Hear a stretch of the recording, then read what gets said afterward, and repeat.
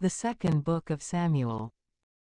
Now it happened that, after Saul died, David returned from the slaughter of Amalek, and he remained for 2 days at Ziklag. Then, on the third day, a man appeared, arriving from the camp of Saul, with his garments torn and dust sprinkled on his head. And when he came to David, he fell on his face, and he reverenced. And David said to him, "Where have you come from?" And he said to him, "I have fled from the camp of Israel." And David said to him, "What is the word that has happened? Reveal it to me." And he said, "The people have fled from the battle, and many of the people have fallen and died. Moreover, Saul and his son Jonathan have passed away." And David said to the youth who was reporting to him, "How do you know that Saul and his son Jonathan have died?" And the youth, who was reporting it to him, said, "I arrived by chance on Mount Gilboa. And Saul was lying upon his spear. Then the chariots and horsemen drew near to him. And turning behind his back and seeing me, he called to me. And when I had responded, 'I am here,' he said to me, 'Who are you?' And I said to him, 'I am an Amalekite.' And he said to me, 'Stand over me, and kill me. For anguish has taken hold of me, and still my whole life is in me.' And standing over him, I killed him. For I knew that he was not able to live after the fall. And I took the diadem that was on his head, and the bracelet from his arm, and I have brought them here to you, my lord." Then David, taking hold of his garments, tore them, with all the men who were with him. And they mourned, and wept, and fasted until evening, over Saul and over his son Jonathan, and over the people of the Lord and over the house of Israel, because they had fallen by the sword. And David said to the youth who had reported it to him, "Where are you from?" And he responded, "I am the son of a man who is a new arrival from the Amalekites." And David said to him, "Why were you not afraid to put forth your hand, so that you would kill the Christ of the Lord?" And calling one of his servants, David said, "Draw near and rush against him," and he struck him, and he died. And David said to him, "Your blood is upon your own head. For your own mouth has spoken against you." 172 saying, "I have killed the Christ of the Lord." Then David mourned a lamentation over Saul and over his son Jonathan, in this way. And he said, "Consider, O Israel, on behalf of those who are dead, wounded upon your heights, the illustrious of Israel have been killed upon your mountains. How could the valiant have fallen? Do not choose to announce it in Gath, and do not announce it in the crossroads of Ashkelon. Otherwise, the daughters of the Philistines may rejoice, otherwise, the daughters of the uncircumcised may exult. O mountains of Gilboa, let neither dew, nor rain fall over you, and may these not be the fields of the first fruits. For in that place, the shield of the valiant was cast away, the shield of Saul, as if he had not been anointed with oil. From the blood of the slain, from the fat of the strong, the arrow of Jonathan never turned back, and the sword of Saul did not return empty. Saul and Jonathan, worthy to be loved, and stately in their life, even in death they were not divided. They were swifter than eagles, stronger than lions. O daughters of Israel, weep over Saul, who clothed you with scarlet finery, who offered ornaments of gold for your adornment. How could the valiant have fallen in battle? How could Jonathan have been slain on the heights? I grieve over you, my brother Jonathan, exceedingly stately, and worthy to be loved above the love of women. As a mother loves her only son, so also did I love you. How could the robust have fallen, and the weapons of war have perished?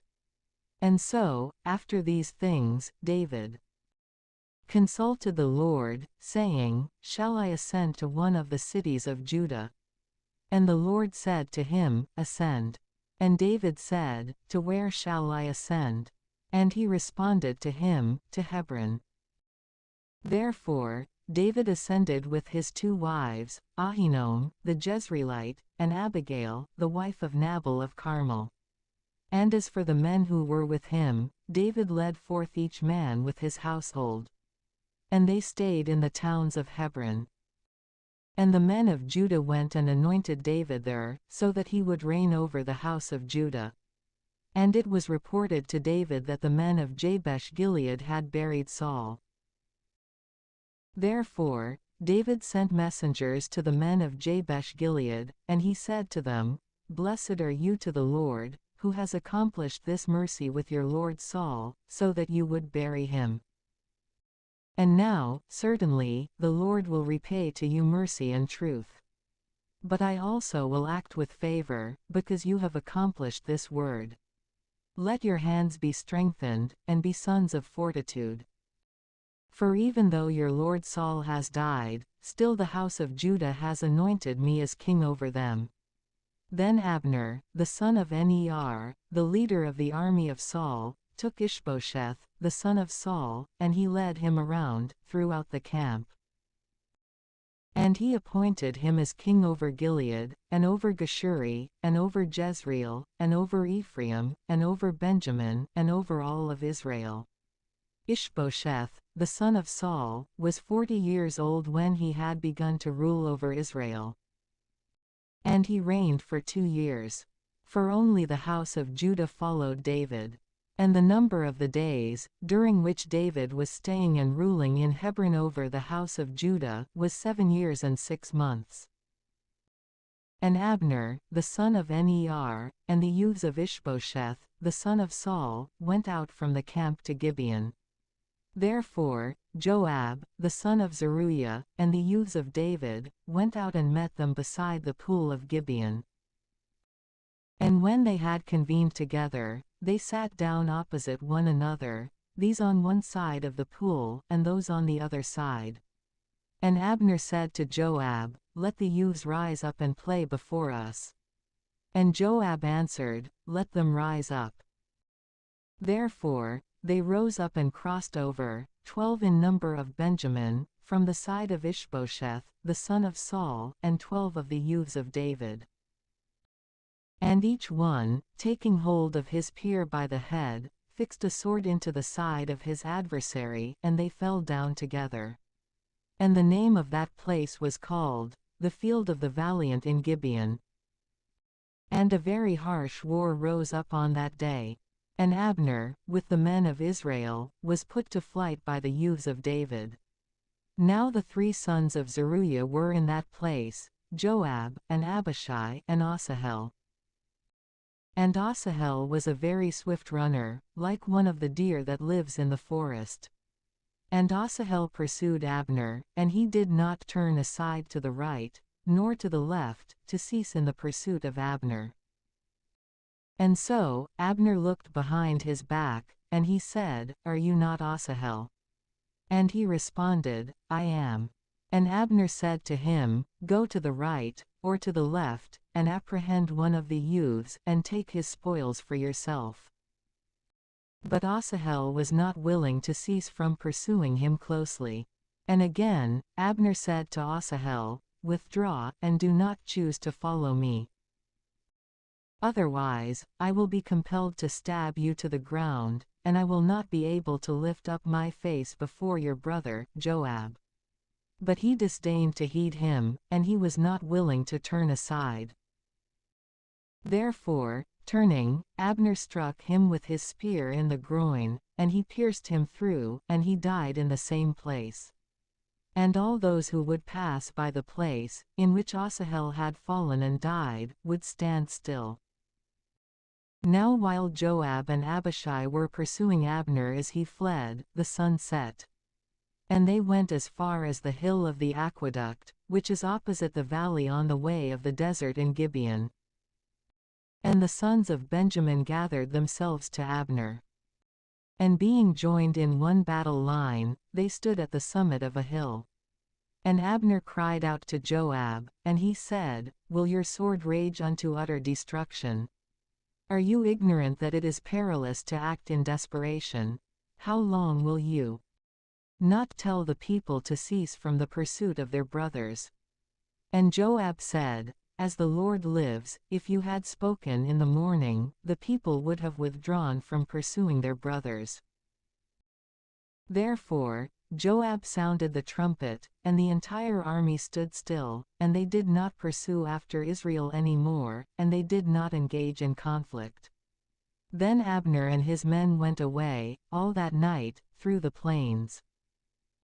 And they crossed the Jordan, and having roamed throughout all of Bethhoron, they arrived in the camp. But Joab, returning after he had released Abner, gathered together all the people. And of David's youths, they were missing 19 men, aside from Asahel.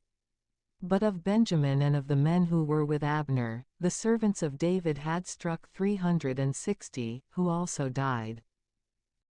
And they took Asahel, and they buried him in the sepulchre of his father at Bethlehem. And Joab, and the men who were with him, walked throughout the night, and they arrived in Hebron at the very break of day. 173 Then a long struggle occurred between the house of Saul and the house of David, with David prospering and growing ever stronger, but the house of Saul decreasing daily. And sons were born to David in Hebron. And his firstborn son was Ammon, from Ahinoam the Jezreelite. And after him, there was Chalib, from Abigail, the wife of Nabal of Carmel. Then the third was Absalom, the son of Maacah, the daughter of Talmai, the king of Geshur. Then the fourth was Adonijah, the son of Haggith. And the fifth was Shephatiah, the son of Abital. Also, the sixth was Ithream, from Eglah, the wife of David. These were born to David at Hebron.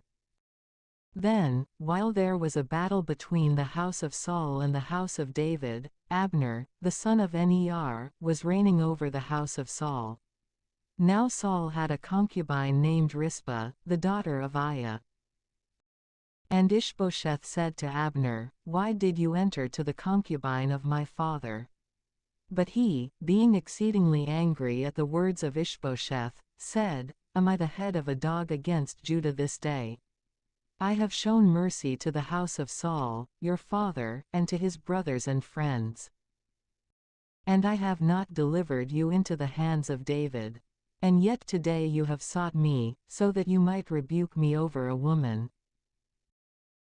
May God do these things to Abner, and may he add these other things, if, in the same way that the Lord swore to David, I do not do so with him, that the kingdom be transferred from the house of Saul, and that the throne of David be elevated over Israel and over Judah." From Dan to Beersheba. And he was not able to respond anything to him, because he was in fear of him. Therefore, Abner sent messengers to David for himself, saying, "Whose is the land?"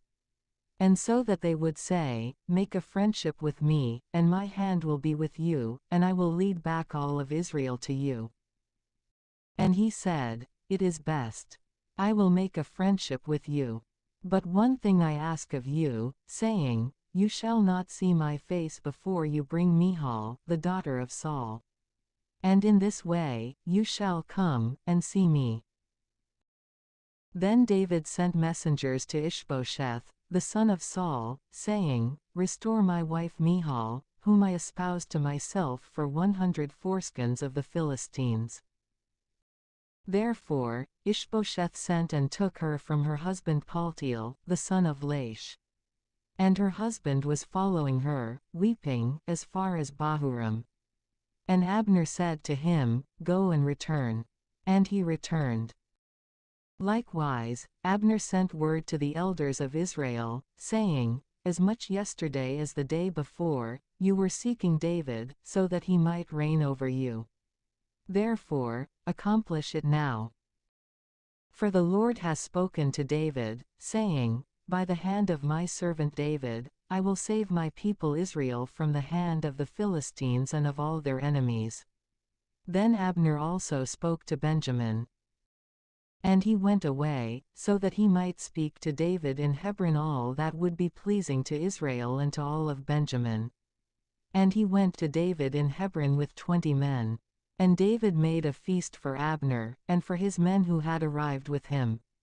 And Abner said to David, I will rise up, so that I may gather all of Israel to you, my lord the king, and so that I may enter into a pact with you, and so that you may reign over all, just as your soul desires.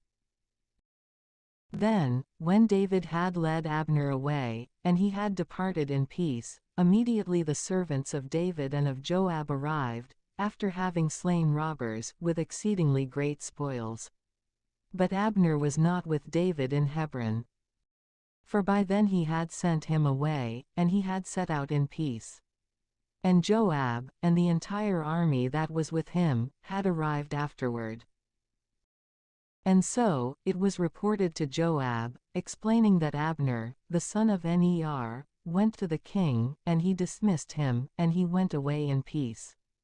And Joab entered to the king, and he said, What have you done? Behold, Abner came to you. Why did you dismiss him, so that he has gone and departed? Do you not know, about Abner, the son of Ner, that he came to you for this, so that he might deceive you, and might know of your departure and your return, and so that he might know all that you do? And so, Joab, going out from David, sent messengers after Abner, and he brought him back from the cistern of Sirah, without David knowing. And when Abner had returned to Hebron, Joab took him alone to the middle of the gate, so that he might speak to him, but with deceit. And there, he stabbed him in the groin, and he died, in revenge for the blood of Asahel, his brother. And when David had heard of it, now that the matter was done, he said, I and my kingdom are clean before the Lord, even forever, of the blood of Abner, the son of Ner. And may it fall upon the head of Joab, and upon the entire house of his father. And may there not fail to be, in the house of Joab, one who suffers from a flow of seed, or one who is leprous, or one who is effeminate, or one who falls by the sword, or one who is in need of bread. And so, Joab and his brother Abishai killed Abner, because he had killed their brother Asahel at Gibeon, during the battle. Then David said to Joab, and to all the people who were with him, Tear your garments, and gird yourselves with sackcloth, and mourn before the funeral procession of Abner. Moreover, King David himself was following the casket. And when they had buried Abner in Hebron, King David lifted up his voice, and he wept over the burial mound of Abner. And all the people also wept. And the king, mourning and lamenting Abner, said, By no means has Abner died the way that cowards usually die. Your hands are not bound, and your feet are not weighed down with fetters. But just as men often fall before the sons of iniquity, so you have fallen. And while repeating this, all the people wept over him. And when the entire multitude had arrived to take food with David, while it was still broad daylight, David swore, saying, May God do these things to me, and may he add these other things, if I taste bread or anything else before the sun sets. And all the people heard it, and everything that the king did in the sight of the entire people was pleasing to them. And every common person, and all of Israel, realized on that day that the killing of Abner, the son of Ner, had not been done by the king. The king also said to his servants, Could you be ignorant that a leader and a very great man has fallen today in Israel? But I am still tender, and yet anointed king. And these men of the sons of Zeruiah are too harsh for me. May the Lord repay whoever does evil in accord with his malice. Then Ishbosheth, the son of Saul, heard that Abner had fallen in Hebron. And his hands were weakened, and all of Israel was troubled. Now the son of Saul had 2 men, leaders among robbers. The name of the one was Baanah, and the name of the other was Rechab, sons of Rimmon, a Beerothite from the sons of Benjamin. 174. For indeed, Beeroth, too, was reputed with Benjamin. And the Beerothites had fled into Gittaim. And they were strangers there, until that time. Now Jonathan, the son of Saul, had a son with disabled feet. For he was 5 years old when the report about Saul and Jonathan arrived from Jezreel. And so, his nurse, taking him up, fled. And while she was hurrying, so that she might flee, he fell and was made lame. And he was called Mephibosheth. And so, the sons of Rimmon the Beerothite, Rechab and Baanah, arrived and entered the house of Ishbosheth, in the heat of the day. And he was sleeping on his bed at midday.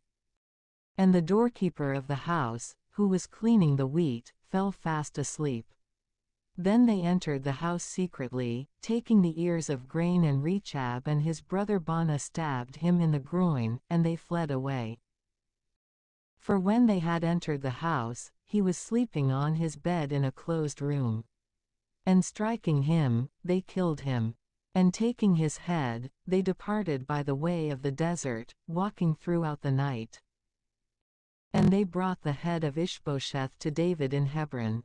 And they said to the king, Behold, the head of Ishbosheth, the son of Saul, your enemy, who was seeking your life. And so, the Lord has avenged my lord the king, this day, from Saul and from his offspring. But David, responding to Rechab and his brother Baanah, the sons of Rimmon the Beerothite, said to them, As the Lord lives who has rescued my soul from all distress, the one who reported to me and said, Saul is dead, who was thinking that he announced good news, I apprehended. And at Ziklag I killed him who ought to have been given a reward for the news.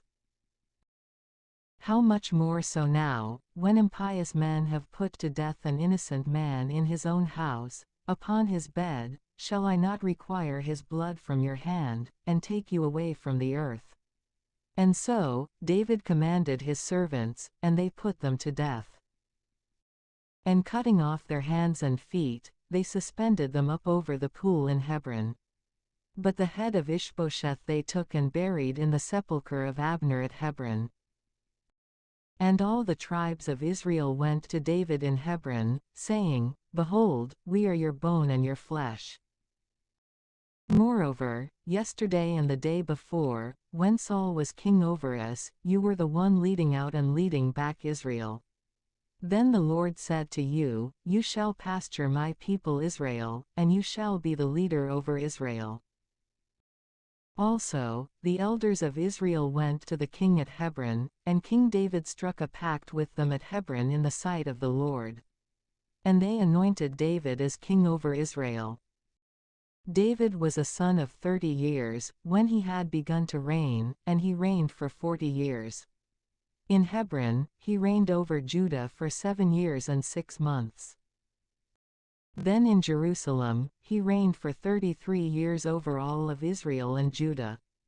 And the king, and all the men who were with him, went away to Jerusalem, to the Jebusites, the inhabitants of the land.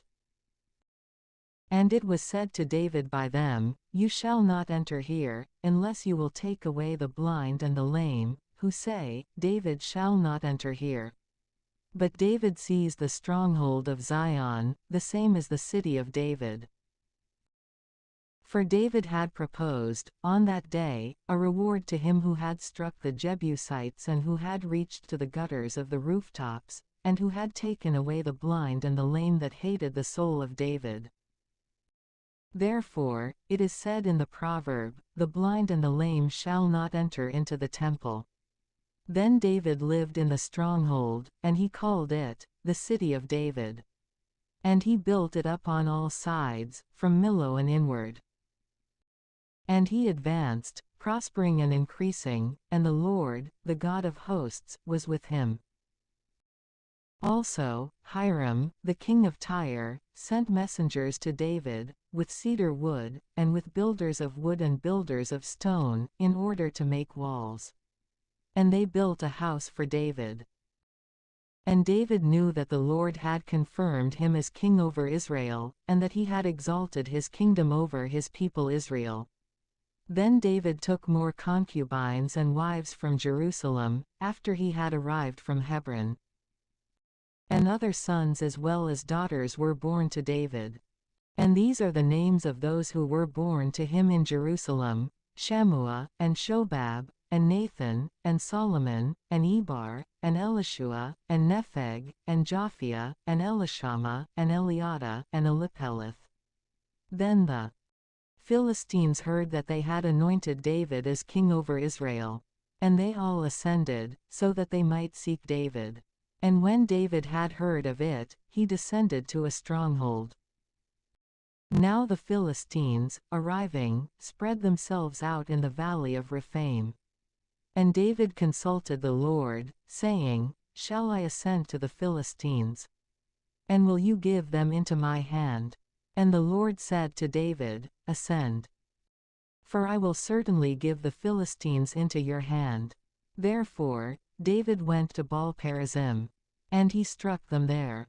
And he said, The Lord has divided my enemies before me, just as the waters are divided. Because of this, the name of that place was called Baal-perazim. And in that place they left behind their graven images, which David and his men took away. And the Philistines continued still, so that they ascended and spread themselves out in the valley of Rephaim. Then David consulted the Lord, Shall I ascend against the Philistines, and will you deliver them into my hands? And he responded, You shall not ascend against them, instead, circle behind their back. And you shall come to them from the side opposite the balsam trees. And when you hear the sound of something going forth from the tops of the balsam trees, then you shall begin the battle. For then the Lord will go forth before your face, so that he may strike the army of the Philistines. And so David did just as the Lord had instructed him. And he struck down the Philistines, from Gibeon until you arrive at Gezer. Then David again gathered together all the elect men of Israel, 30,000. And David arose and went away, with the entire people who were with him from the men of Judah, so that they might lead back the ark of God, over which is invoked the name of the Lord of hosts, who sits upon the cherubim above it. And they placed the ark of God on a new cart. And they took it from the house of Abinadab, who was in Gibeon. And Uzzah and Ahio, the sons of Abinadab, drove the new cart. And when they had taken it from the house of Abinadab, who was in Gibeon, Ahio preceded the ark as the keeper of the ark of God. But David and all of Israel played before the Lord on every kind of musical instrument made of wood, and on harps, and lyres, and timbrels, and bells, and cymbals. And after they had arrived at the threshing floor of 175 Nachon, Uzzah extended his hand to the ark of God, and he touched it, because the oxen were kicking and had caused it to tip. And the indignation of the Lord was enraged against Uzzah, and he struck him for his temerity. And there he died, beside the ark of God. Then David was saddened because the Lord had struck Uzzah. And the name of that place was called, the striking of Uzzah, even to this day. And David was very fearful of the Lord on that day, saying, How shall the ark of the Lord be brought to me? And he was not willing to send the ark of the Lord to himself in the city of David. Instead, he sent it into the house of Obed-edom, the Gittite. And the ark of the Lord dwelt in the house of Obed-edom the Gittite, for 3 months. And the Lord blessed Obed-edom, and all his household. And it was reported to King David that the Lord had blessed Obed-edom, and all that was his, because of the ark of God. Therefore David went and brought the ark of God, from the house of Obed-edom, into the city of David with joy. And there were with David 7 choirs, and calves for victims. And when those who were carrying the ark of the Lord had traveled 6 steps, he immolated an ox and a ram. And David danced with all his ability before the Lord. And David was girded with the linen ephod. And David, and all the house of Israel, were leading the ark of the testament of the Lord, with jubilation and the sound of the trumpet. And when the ark of the Lord had entered into the city of David, Michal, the daughter of Saul, looking out through a window, saw King David leaping and dancing before the Lord. And she despised him in her heart. And they led in the ark of the Lord. And they set it in its place in the middle of the tabernacle, which David had pitched for it. And David offered holocausts and peace offerings in the sight of the Lord. And when he had completed offering holocausts and peace offerings, he blessed the people in the name of the Lord of hosts. And he distributed to the entire multitude of Israel, as much to men as to women, to each one loaf of bread, and 1 piece of roasted beef, and fine wheat flour fried with oil. And all the people went away, each one to his own house. And David returned, so that he might bless his own house. And Michal, the daughter of Saul, going out to meet David, said, "How glorious was the king of Israel today, uncovering himself before the handmaids of his servants, and being unclothed, as if one of the performers were unclothed." And David said to Michal, "Before the Lord, who chose me rather than your father, and rather than his entire house, and who commanded me, that I should be the leader over the people of the Lord in Israel, I will both play and demean myself more so than I have done. And I will be little in my own eyes. And with the handmaids, about whom you are speaking, I will appear more glorious." And so, there was no child born to Michal, the daughter of Saul, even to the day of her death. Now it happened that, when the king had settled in his house, and the Lord had given him rest on every side from all his enemies, he said to the prophet Nathan, "Do you not see that I live in a house of cedar? And that the ark of God has been placed in the midst of tent skins?" And Nathan said to the king, "Go, do all that is in your heart. For the Lord is with you." But it happened in that night, behold, the word of the Lord came to Nathan, saying, "Go, and say to my servant David, Thus says the Lord, should you build a house for me as a dwelling place? For I have not lived in a house from the day that I led the sons of Israel away from the land of Egypt, even to this day. Instead, I have walked in a tabernacle, and in a tent. And in all the places that I have crossed through, with all the sons of Israel, did I ever speak a word to anyone from the tribes of Israel, whom I instructed to pasture my people Israel, saying, Why have you not built me a house of cedar? And now, so shall you speak to my servant David, Thus says the Lord of hosts, I took you from the pastures, from following the sheep, so that you would be the leader over my people Israel. And I have been with you everywhere that you walked. And I have slain all your enemies before your face. And I have made you a great name, beside the name of the great ones who are upon the earth. And I will appoint a place for my people Israel, and I will plant them, and they shall live there, and they shall no longer be disturbed. Neither shall the sons of iniquity continue to afflict them as before, from the day when I appointed judges over my people Israel. And I will give rest to you from all your enemies. And the Lord foretells to you that the Lord himself will make a house for you. And when your days will have been fulfilled, and you will sleep with your fathers, I will raise up your offspring after you, who will go forth from your loins, and I will make firm his kingdom. He himself shall build a house to my name. And I will establish the throne of his kingdom, even forever. I will be a father to him, and he shall be a son to me. And if he will commit any iniquity, I will correct him with the rod of men and with the wounds of the sons of men. But my mercy I will not take away from him, as I took it away from Saul, whom I removed from before my face. And your house shall be faithful, and your kingdom shall be before your face, for eternity, and your throne shall be secure continuously. According to all these words, and according to this entire vision, so did Nathan speak to David. Then King David entered and sat before the Lord, and he said, Who am I, O Lord God, and what is my house, that you would bring me to this point? Moreover, this has seemed little in your sight, O Lord God, unless you also will speak about the house of your servant for a long time. For this is the law of Adam, O Lord God. Therefore, what more will David be able to say to you? For you know your servant, O Lord God.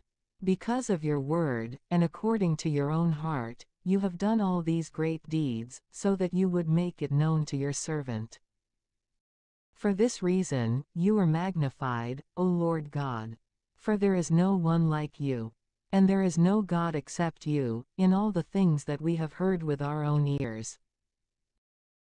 But what nation is there upon the earth like your people Israel, because of whom God went forth, so that he might redeem a people for himself, and establish a name for himself, and accomplish for them great and terrible things upon the earth, before the face of your people, whom you redeemed for yourself away Egypt, the nations and their gods. For you have secured your people Israel for yourself, as an everlasting people.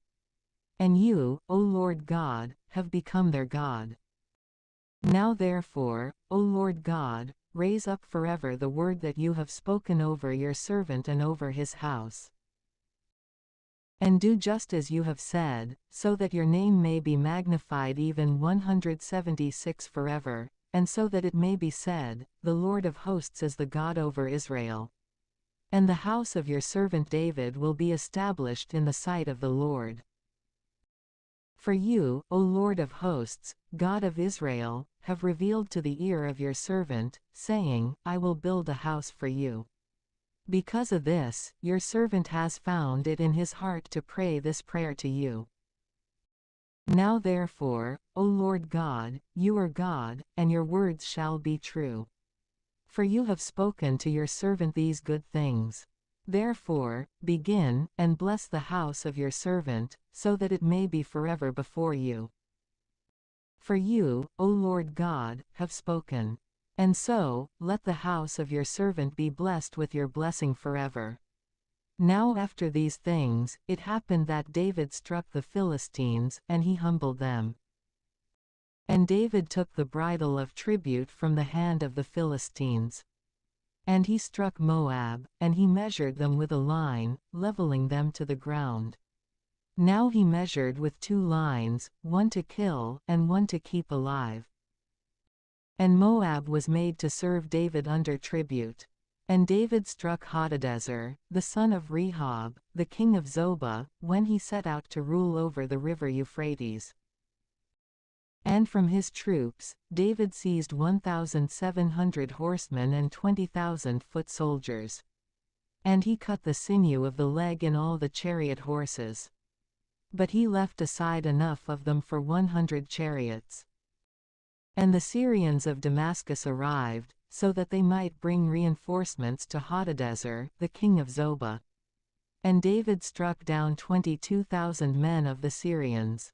And David positioned a garrison in Syria of Damascus.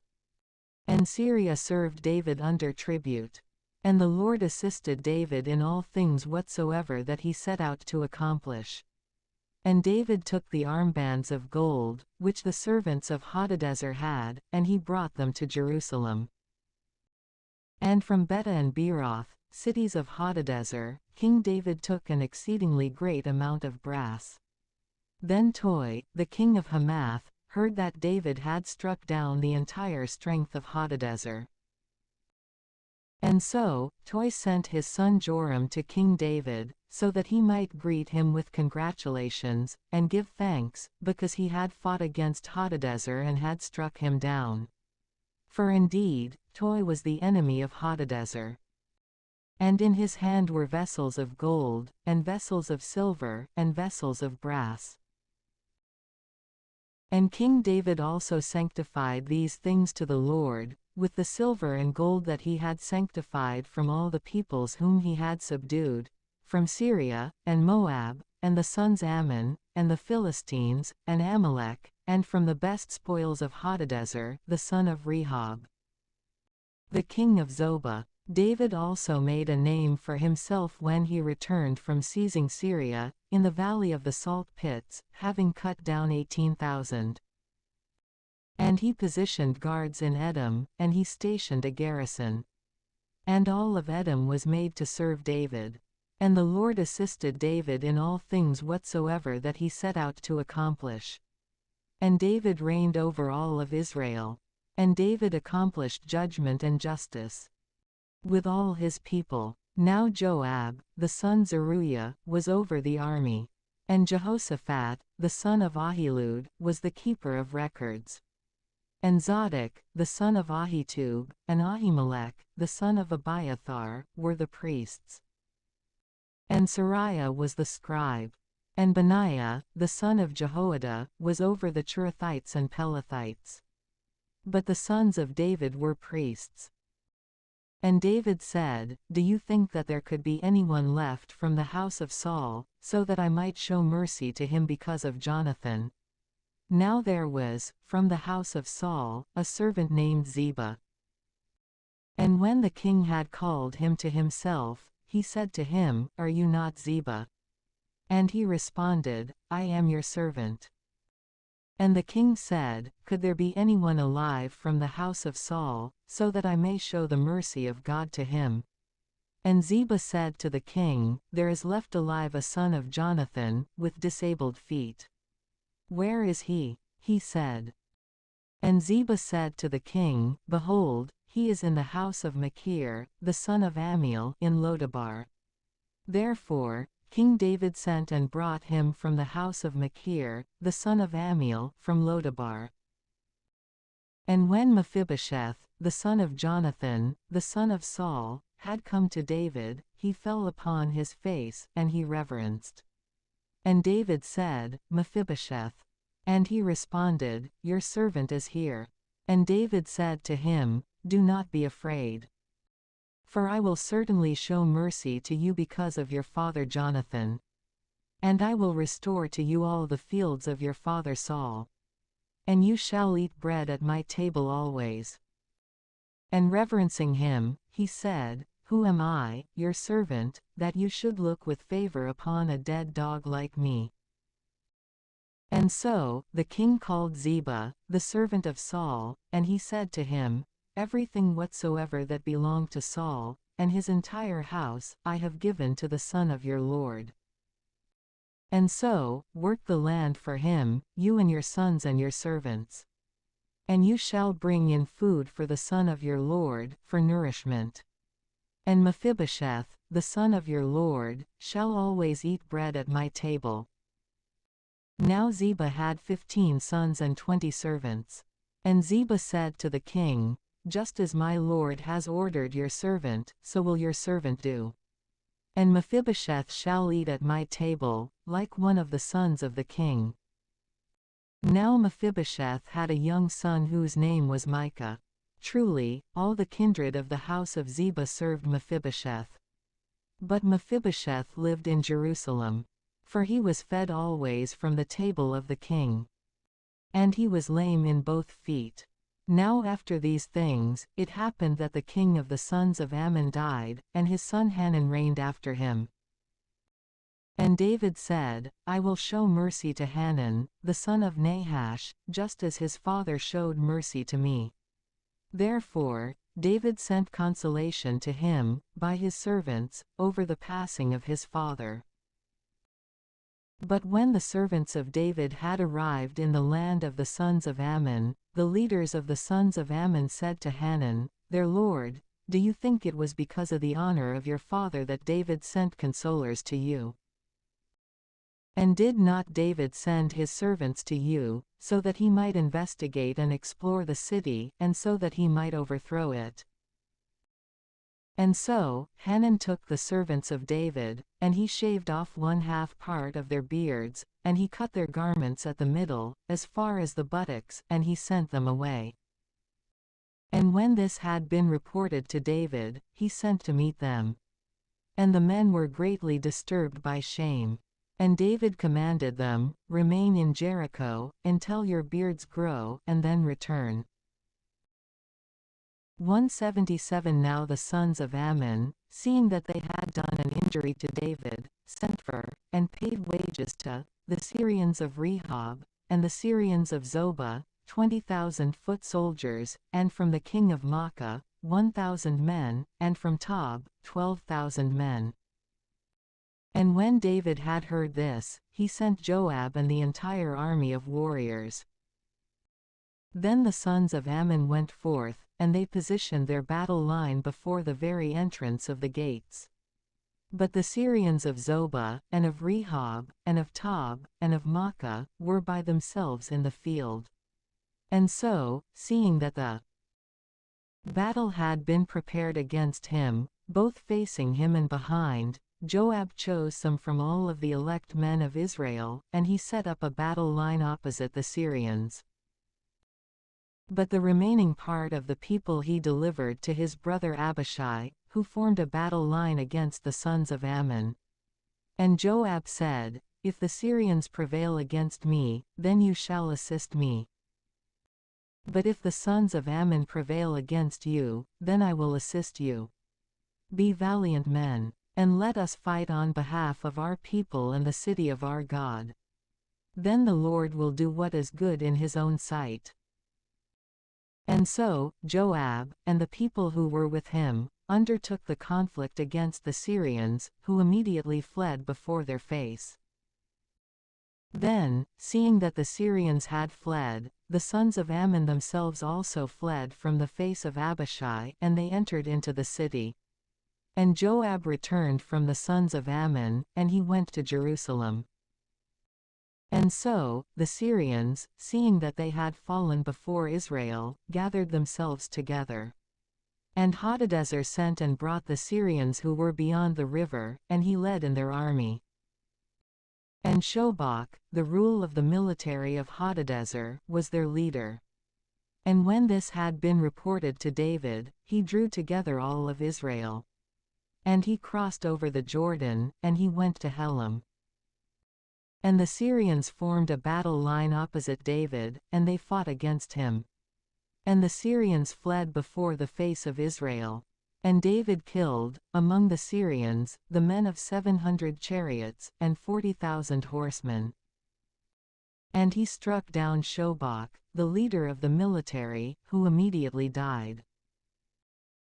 Then all the kings who were in the reinforcements of Hadadezer, seeing themselves to be defeated by Israel, were very afraid, and they fled, 58,000 men before Israel. And they made peace with Israel, and they served them. And the Syrians were afraid to offer assistance to the sons of Ammon any more. Now it happened that, at the turn of the year, in the time when kings usually go forth to war, David sent Joab, and his servants with him, and all of Israel, and they laid waste to the sons of Ammon, and they besieged Rabbah. But David remained in Jerusalem. While these things were taking place, David happened to arise from his bed after midday, and he walked upon the terrace of the king's house. And he saw, across from his terrace, a woman washing herself. And the woman was very beautiful. Therefore, the king sent and inquired who the woman might be. And it was reported to him that she was Bathsheba, the daughter of Eliam, the wife of Uriah the Hittite. And so, David sent messengers, and he took her. And when she had entered to him, he slept with her. And presently, she was purified from her uncleanness. And she returned to her house, having conceived an unborn child. And sending, she informed David, and she said, "I have conceived." Then David sent to Joab, saying, "Send me Uriah the Hittite." And Joab sent Uriah to David. And Uriah went to David. And David inquired whether Joab was doing well, and about the people, and how the war was being conducted. And David said to Uriah, "Go into your house, and wash your feet." And Uriah departed from the house of the king. And a meal from the king followed after him. But Uriah slept before the gate of the king's house, with the other servants of his lord, and he did not go down to his own house. And it was reported to David by some, saying, Uriah did not go into his house. And David said to Uriah, "Did you not arrive from a journey? Why did you not go down to your house?" And Uriah said to David, "The ark of God, and Israel and Judah, dwell in tents, and my lord Joab, and the servants of my lord, stay upon the face of the earth. And should I then go into my own house, so that I may eat and drink, and sleep with my wife? By your welfare and by the welfare of your soul, I will not do this thing." Therefore, David said to Uriah, "Even so, remain here today, and tomorrow I will send you away." So Uriah remained in Jerusalem, on that day and the next. And David called him, so that he might eat and drink before him, and he made him inebriated. And departing in the evening, he slept on his bedding, with the servants of his lord, and he did not go down to his own house. Therefore, when morning arrived, David wrote a letter to Joab. And he sent it by the hand of Uriah, writing in the letter, "Place Uriah opposite the warfare, where the battle is the strongest, and then abandon him, so that, having been wounded, he may die." And so, when Joab was besieging the city, he positioned Uriah in the place where he knew the strongest men to be. And the men, departing from the city, made war against Joab. And some of the people among the servants of David fell, and Uriah the Hittite also died. And so, Joab sent and reported to David every word about the battle.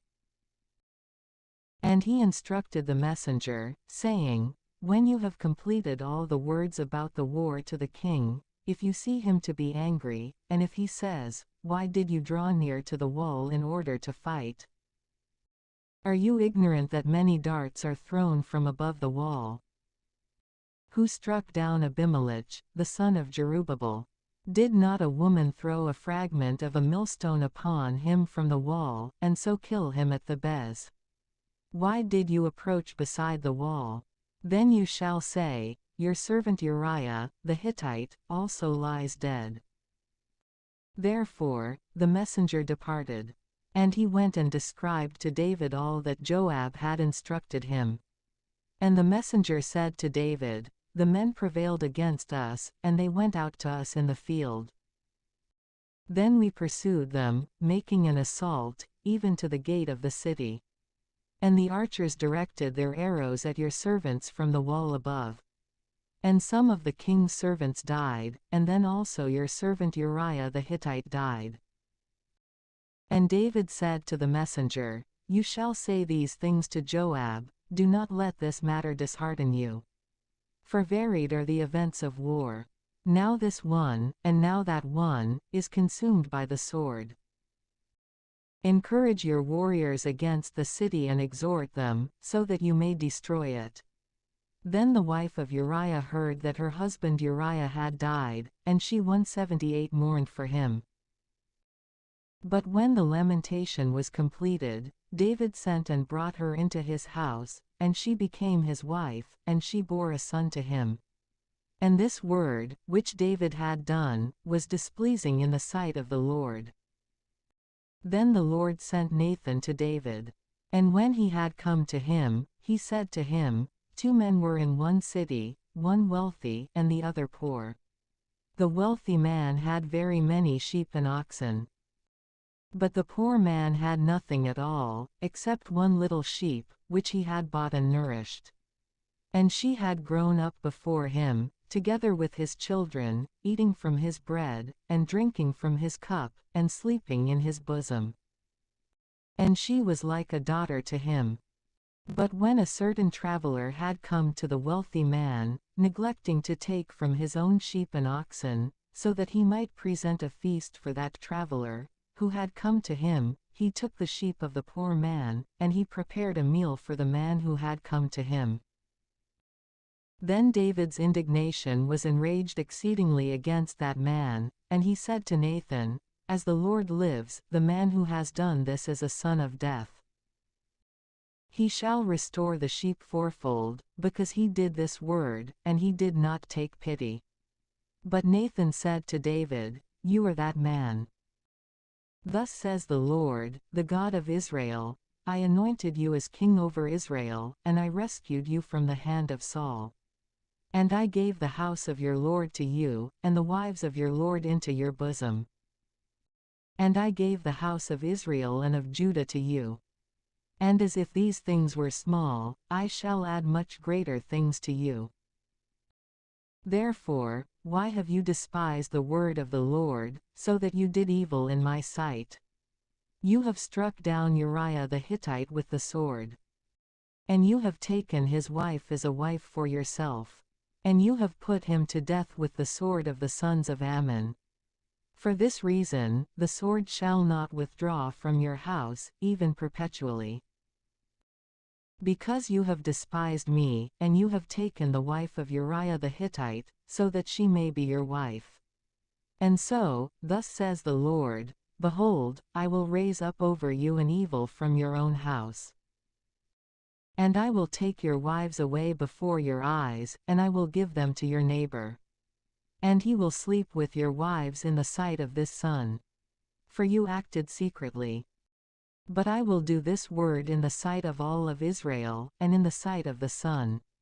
And David said to Nathan, I have sinned against the Lord. And Nathan said to David, The Lord has also taken away your sin. You shall not die. Yet truly, because you have given occasion to the enemies of the Lord to blaspheme, because of this word, the son who was born to you, dying he shall die. And Nathan returned to his own house. And the Lord struck the little one, whom the wife of Uriah had borne to David, and he was despaired of. And David begged the Lord on behalf of the little one. And David fasted strictly, and entering alone, he lay upon the ground. Then the elders of his house came, urging him to rise up from the ground. And he was not willing, nor would he eat a meal with them. Then, on the 7th day, it happened that the infant died. And the servants of David were afraid to report to him that the little one had died. For they said, Behold, when the child was still alive, we were speaking to him, but he would not listen to our voice. How much more will he afflict himself, if we tell him that the boy is dead? But when David had seen his servants whispering, he realized that the infant had died. And he said to his servants, Is the child dead? And they responded to him, He is dead. Therefore, David rose up from the ground. And he washed and anointed himself. And when he had changed his clothing, he entered the house of the Lord, and he worshipped. Then he went to his own house, and he asked them to place bread before him, and he ate. But his servants said to him, What is this word that you have done? You fasted and were weeping, on behalf of the infant, while he was still alive. But when the boy was dead, you arose and ate bread. And he said, While he was yet alive, I fasted and wept on behalf of the infant. For I said, Who knows if the Lord may perhaps give him to me, and let the infant live. But now that he is dead, why should I fast? Would I be able to bring him back any more? Instead, I will go to him. Yet truly, he will not return to me. And David consoled his wife Bathsheba. And entering to her, he slept with her. And she bore a son, and he called his name Solomon, and the Lord loved him. And he sent, by the hand of Nathan the prophet, and he called his name, Beloved of the Lord, because the Lord loved him. And then Joab fought against Rabbah of the sons of Ammon, and he fought outside the royal city. And Joab sent messengers to David, saying, I have struggled against Rabbah, and so the city of waters will soon be seized. Now therefore, gather the remaining portion of the people together, and besiege the city and take it. Otherwise, when the city will have been laid waste by me, the victory will be ascribed to my name. And so David gathered together all the people, and he set out against Rabbah. And after he had fought, he seized it. And he took the crown of their king from his head. The weight of it was a talent of gold, having the most precious gems. And it was placed upon the head of David. Moreover, he carried away the spoils of the city, which were very many. Also, bringing forth its people, he sawed them, and he drove over them with iron wagons, and he divided them with knives, and he dragged them through brick kilns. So he did to all the citizens of the sons of Ammon. And David returned, with the entire army, to Jerusalem. Now after these things, it happened that Amnon, the son of David, was in love with the very beautiful sister of Absalom, the son of David, and she was called Tamar. And he pined for her exceedingly, so much so that, out of love for her, he became ill. For, since she was a virgin, it seemed a difficulty to him that he would do anything dishonest with her. Now Amnon had a friend named Jonadab, the son of Shemaiah, the brother of David, a very prudent man. And he said to him, Why are you becoming so thin from day to day, O son of the king? Why won't you tell me? And Amnon said to him, I am in love with Tamar, the sister of my brother Absalom. And Jonadab said to him, Lie down upon your bed, and feign sickness. And when your father will come to visit you, say to him, I ask you to let my sister Tamar come to me, so that she may give me food, and may make a small meal, so that I may eat it from her hand. And so, Amnon lay down, and he began to act as if he were ill. And when the king had come to visit him, Amnon said to the king, I beg you to let my sister Tamar come to me, and make in my sight 179 two little portions of food, so that I take it from her hand. Therefore, David sent home to Tamar, saying, Come to the house of your brother Amnon, and make a small meal for him. And Tamar went into the house of her brother Amnon. But he was lying down. And taking flour, she mixed it. And dissolving it in his sight, she cooked little portions of food. And taking what she had cooked, she poured it out, and she set it before him. But he refused to eat. And Amnon said, Send everyone away from me. And when they had sent everyone away, Amnon said to Tamar, Bring the food into the bedroom, so that I may eat from your hand. Therefore, Tamar took the little portions of food that she had made, and she brought them to her brother Amnon in the bedroom. And when she had presented the food to him, he took hold of her, and he said, Come lie with me, my sister. She answered him, Do not do so, my brother. Do not force me, for no such thing must be done in Israel. Do not choose to do this senseless act. For I will not be able to bear my shame. And you will be like one of the foolish in Israel. For it is better to speak to the king, and he will not deny me to you. But he was not willing to agree to her petition. Instead, prevailing by strength, he forced her, and he lay with her. And Amnon held hatred for her with an exceedingly great hatred, so much so that the hatred with which he hated her was greater than the love with which he had loved her before. And Amnon said to her, Rise up, and go away.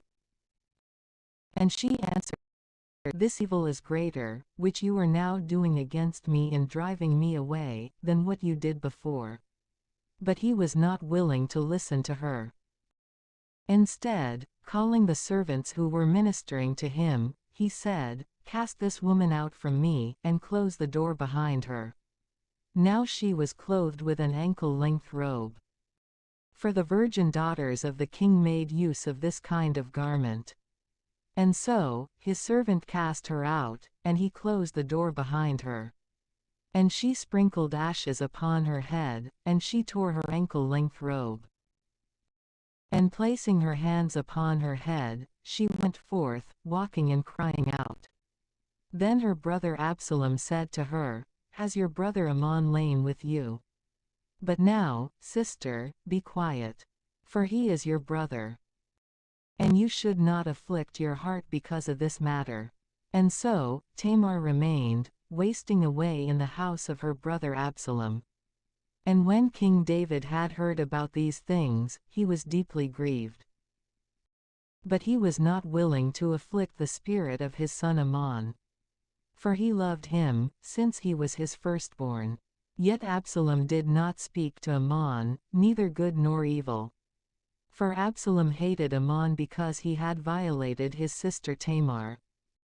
Then, after the time of 2 years, it happened that the sheep of Absalom were being shorn in Baal-hazor, which is near Ephraim. And Absalom invited all the sons of the king. And he went to the king, and he said to him, "Behold, the sheep of your servant are being shorn. I ask that the king, with his servants, may come to his servant." And the king said to Absalom, "Do not, my son, do not choose to ask that we may all come and be a burden to you." Then, after he urged him, and he had refused to go, he blessed him. And Absalom said, "If you are not willing to come, I beg you, at least let my brother Ammon come with us." And the king said to him, "It is not necessary that he go with you." But Absalom pressed him, and so he sent with him Ammon and all the sons of the king. And Absalom made a feast, like the feast of a king. Then Absalom commanded his servants, saying, "Observe when Ammon will have become drunk with wine. And when I say to you, strike and kill him, do not be afraid. For it is I who commands you. Be strong and valiant men." Therefore, the servants of Absalom acted against Ammon, just as Absalom had commanded them. And all the sons of the king rose up, and each one climbed upon his mule and fled.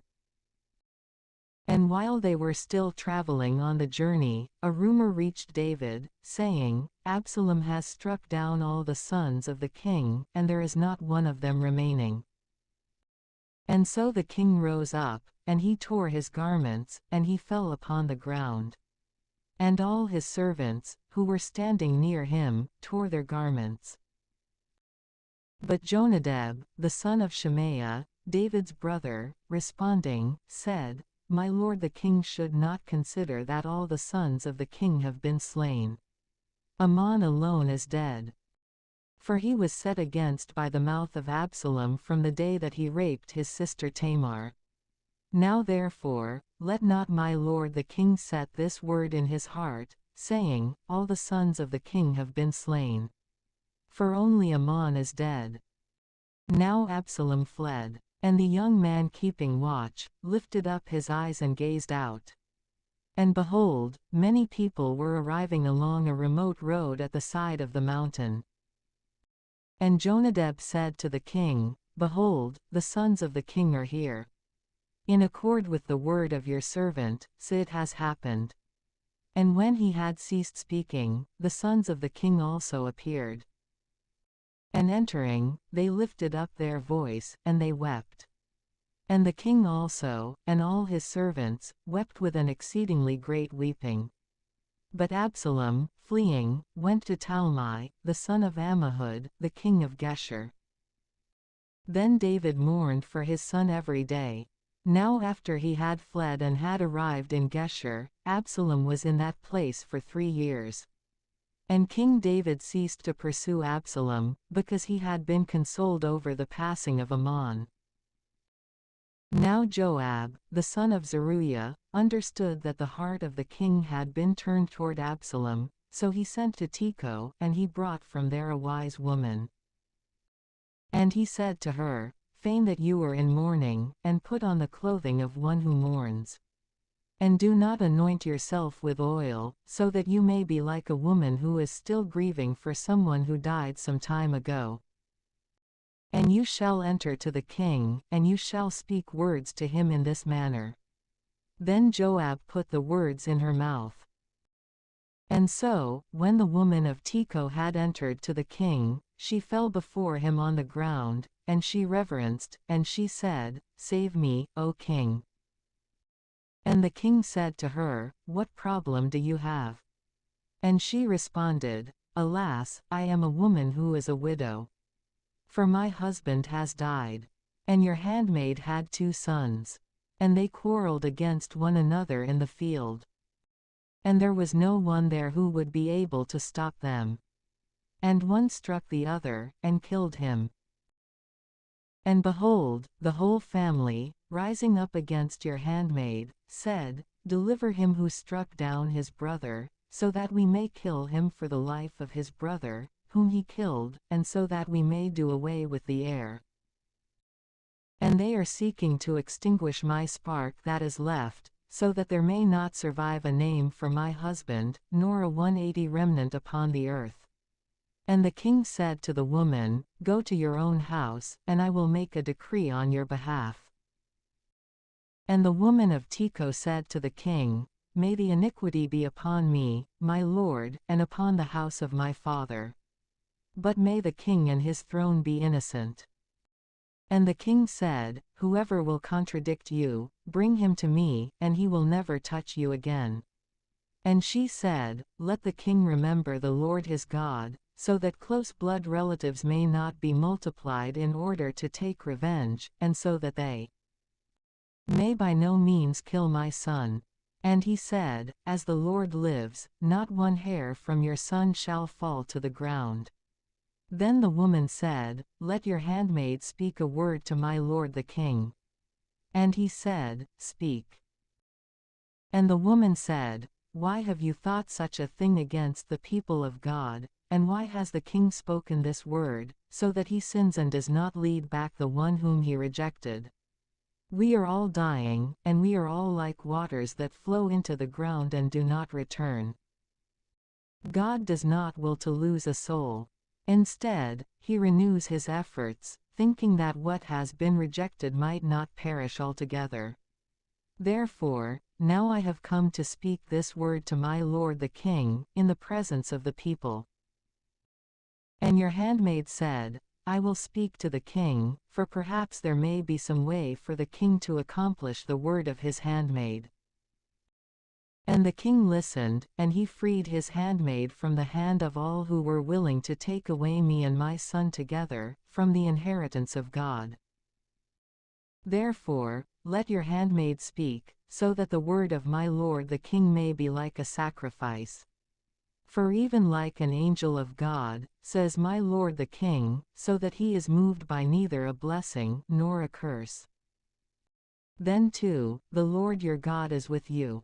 And in response, the king said to the woman, You shall not conceal from me a word of what I ask you. And the woman said to him, Speak, my lord the king. And the king said, Is not the hand of Joab with you in all this? And the woman answered and said, By the welfare of your soul, my lord the king, it is neither to the left, nor to the right, in all these things that my lord the king has spoken. For your servant Joab himself instructed me, and he himself placed all these words in the mouth of your handmaid.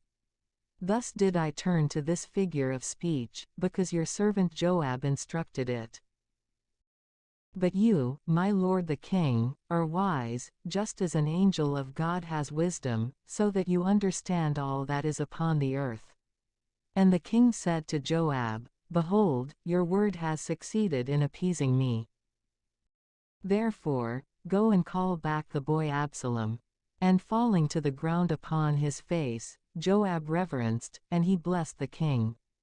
And Joab said, Today your servant has understood that I have found grace in your sight, my lord the king. For you have accomplished the word of your servant. Then Joab rose up, and he went away to Geshur. And he brought Absalom into Jerusalem. But the king said, Let him return to his own house, but let him not see my face. And so, Absalom returned to his own house, but he did not see the face of the king. Now in all of Israel, there was no man so handsome, and so very stately as Absalom. From the sole of the foot to the top of the head, there was no blemish in him. And when he shaved off his hair, for he shaved it off once a year, because his long hair was burdensome to him, he weighed the hair of his head at 200 shekels, by the public weights. Then 3 sons were born to Absalom, and 1 daughter, of elegant form, whose name was Tamar. And Absalom remained for 2 years in Jerusalem, and he did not see the face of the king. And so, he sent to Joab, so that he might send him to the king. But he refused to come to him. And when he had sent a second time, and he had refused to come to him, he said to his servants, You know that the field of Joab, the one that is near my field, has a harvest of barley. Therefore, go and set it on fire. And so, the servants of Absalom set fire to the grain field. And the servants of Joab, arriving with their garments torn, said, The servants of Absalom have set fire to part of the field. And Joab rose up, and he went to Absalom at his house, and he said, Why have your servants set fire to my grain field? And Absalom responded to Joab, I sent to you, begging that you might come to me, and that I might send you to the king, and that you might say to him, Why was I brought from Geshur? It would have been better for me to be there. I beg you, therefore, that I may see the face of the king. And if he is mindful of my iniquity, let him put me to death. And so, Joab, entering to the king, reported everything to him. And Absalom was summoned. And he entered to the king, and he reverenced on the face of the earth. And the king kissed Absalom. Then, after these things, Absalom obtained for himself chariots, and horsemen, and 50 men who went before him. And rising up in the morning, Absalom was standing beside the entrance of the gate. And when there was any man who had a dispute that might go before the king's judgment, Absalom would call him to him, and would say, Which city are you from? And responding, he would say, I am your servant, from a certain tribe of Israel. And Absalom would answer him, Your words seem good and just to me. But there is no one appointed by the king to hear you. And Absalom would say, Who may appoint me judge over the land, so that all those who have a dispute might come to me, and I might judge justly. Then too, when a man would draw near to him, so that he might greet him, he would extend his hand, and taking hold of him, he would kiss him. And he was doing this to all those of Israel arriving for judgment to be heard by the king. And he solicited the hearts of the men of Israel. Then, after 40 years, Absalom said to King David, I should go and pay my vows, which I have vowed to the Lord at Hebron. For your servant made a vow, when he was in Geshur of Syria, saying, If the Lord will lead me back to Jerusalem, I will sacrifice to the Lord. And King David said to him, Go in peace. And he rose up and went away to Hebron. Absalom sent scouts into all the tribes of Israel, saying, As soon as you hear the blare of the trumpet, say, Absalom reigns in Hebron. Now having been called, 200 men from Jerusalem went forth with Absalom, going in simplicity of heart and being entirely ignorant of the plan. Absalom also summoned Ahithophel the Gilonite, a counselor of David, from his city, Gilo. And when he was immolating victims, a very strong oath was sworn, and the people, hurrying together, joined with Absalom. Then a messenger went to David, saying, With their whole heart, all of Israel is following Absalom. And 181 David said to his servants, who were with him in Jerusalem, Rise up, let us flee. For otherwise there will be no escape for us from the face of Absalom. Hurry to depart, lest perhaps, upon arriving, he may seize us, and force ruin upon us, and strike the city with the edge of the sword. And the servants of the king said to him, Everything whatsoever that our lord the king will command, we your servants shall carry out willingly. Therefore, the king departed, with his entire household on foot. And the king left behind 10 women of the concubines to care for the house. And having gone forth on foot, the king and all of Israel stood at a distance from the house.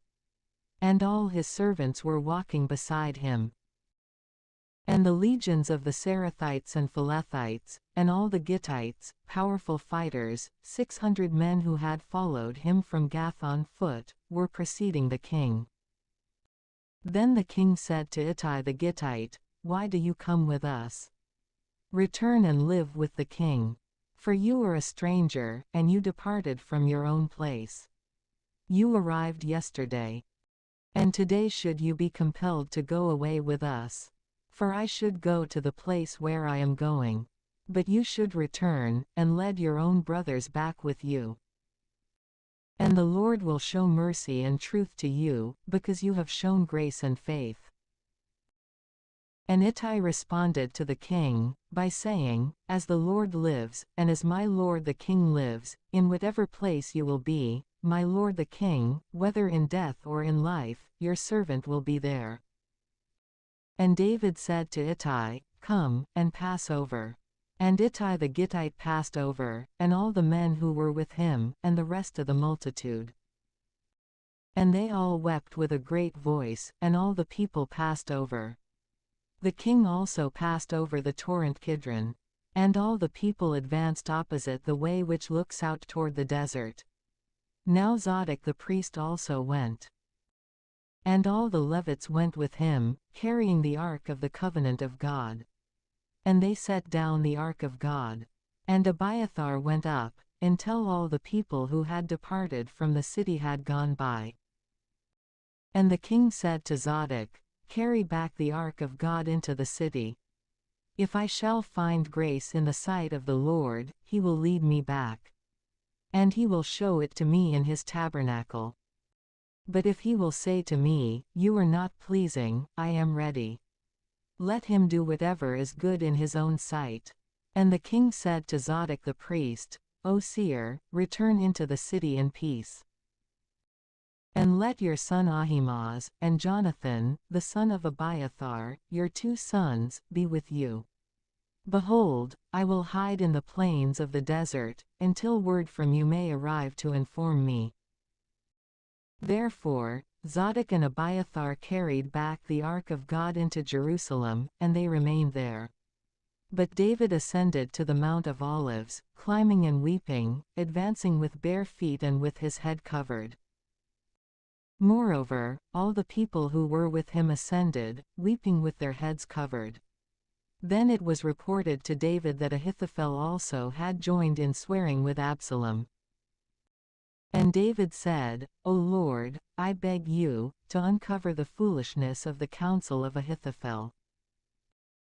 And when David had ascended to the summit of the mountain, where he was going to adore the Lord, behold, Hushai the Archite met him, with his garment torn and his head covered with soil. And David said to him, If you come with me, you will be a burden to me.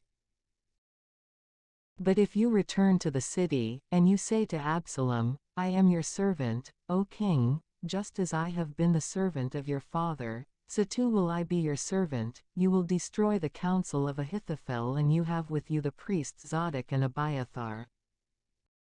And any word whatsoever that you will hear from the house of the king, you shall reveal it to Zadok and Abiathar, the priests. Now with them are their 2 sons Ahimaaz, the son of Zadok, and Jonathan, the son of Abiathar. And you shall send to me by them every word that you will have heard.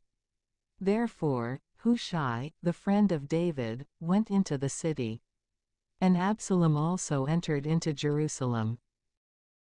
And when David had passed a little beyond the top of the mountain, Ziba, the servant of Mephibosheth, appeared to meet him, with 2 donkeys, which were burdened with 200 loaves, and 100 bunches of dried grapes, and 100 masses of dried figs, and a skin of wine. And the king said to Ziba, "What do you intend to do with these things?" And Ziba responded, "The donkeys are for the household of the king, so that they may sit. And the loaves and dried figs are for your servants to eat. But the wine is for anyone to drink who may be faint in the desert." And the king said, "Where is the son of your lord?" And Ziba answered the king, "He remained in Jerusalem, saying, 'Today, the house of Israel will restore the kingdom of my father to me.'" And the king said to Ziba, "All the things which were for Mephibosheth are now yours." And Ziba said, "I beg you that I may find grace before you, my lord the king." Then King David went as far as Bahurim. And behold, a man from the kindred of the house of Saul, named Shimei, the son of Gera, went out from there. And going out, he continued on, and he was cursing, and throwing stones against David and against all the servants of King David. And all the people and all the warriors were traveling to the right and to the left sides of the king. And so, as he was cursing the king, Shimei said, go away, you man of blood, and you man of Belial. The Lord has repaid you for all the blood of the house of Saul. For you have usurped the kingdom in place of him. And so, the Lord has given the kingdom into the hand of Absalom, your son. And behold, your evils press close upon you, because you are a man of blood." Then Abishai, the son of Zeruiah, said to the king, "Why should this dead dog curse my lord the king? Let me go and cut off his head." And the king said, "What is it to me and to all of you, O sons of Zeruiah? Permit him, so that he may curse. For the Lord has commanded him to curse David. And who is the one who would dare to say, why has he done so?" And the king said to Abishai and to all his servants, "Behold, my son, who went forth from my loins, is seeking my life. How much more does a son of Benjamin do so now? Permit him, so that he may curse, in accord with the command of the Lord. Perhaps the Lord may look with favor upon my affliction, and the Lord may repay me good, in place of the cursing of this day." And so, David continued walking along the way, and his associates with him. But Shimei was advancing along the ridge of the mountain on the side opposite him, cursing and throwing stones at him, and scattering dirt. And the king and the entire people with him, being weary, went and refreshed themselves there. But Absalom and all his people entered into Jerusalem. Moreover, Ahithophel was with him.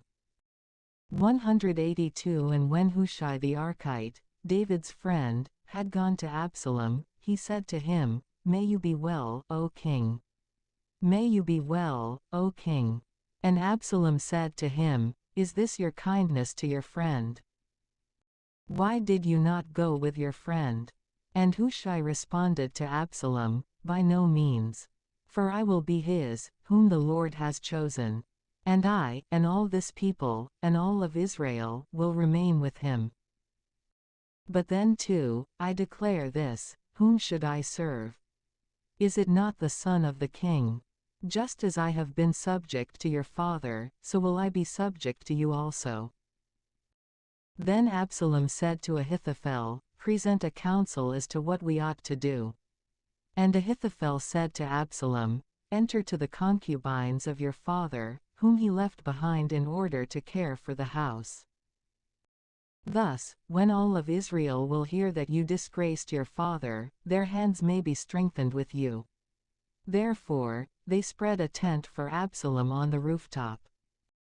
And he entered to the concubines of his father in the sight of all Israel. Now the counsel of Ahithophel, which he gave in those days, was treated as if one were consulting God. So was every counsel of Ahithophel, both when he was with David, and when he was with Absalom.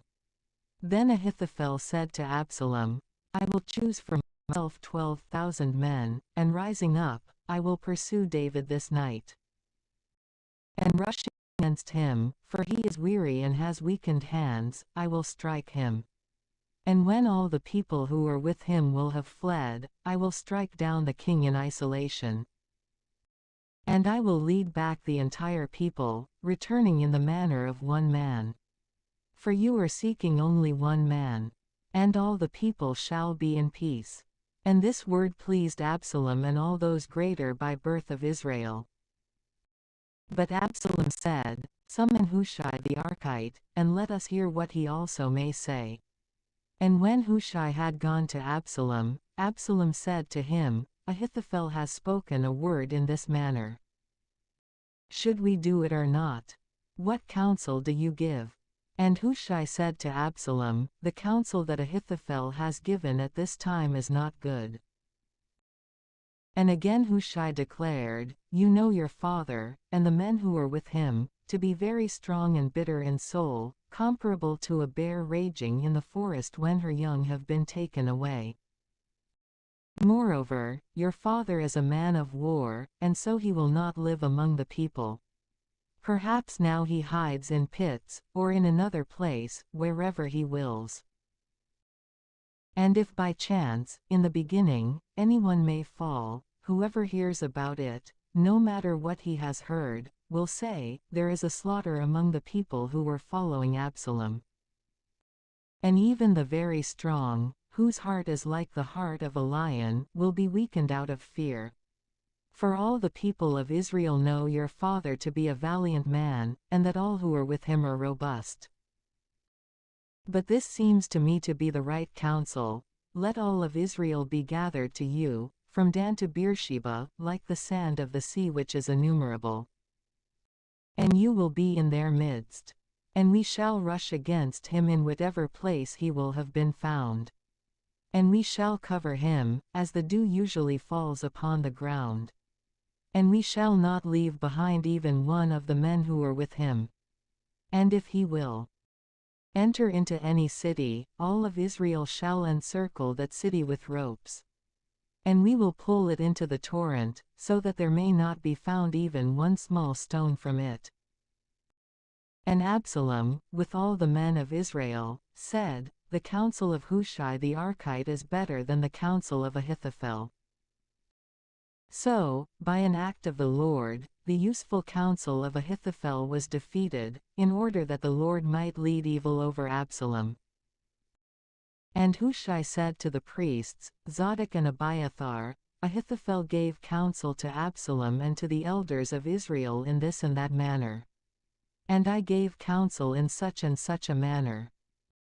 Now therefore, send quickly, and report to David, saying, You shall not stay this night in the plains of the desert.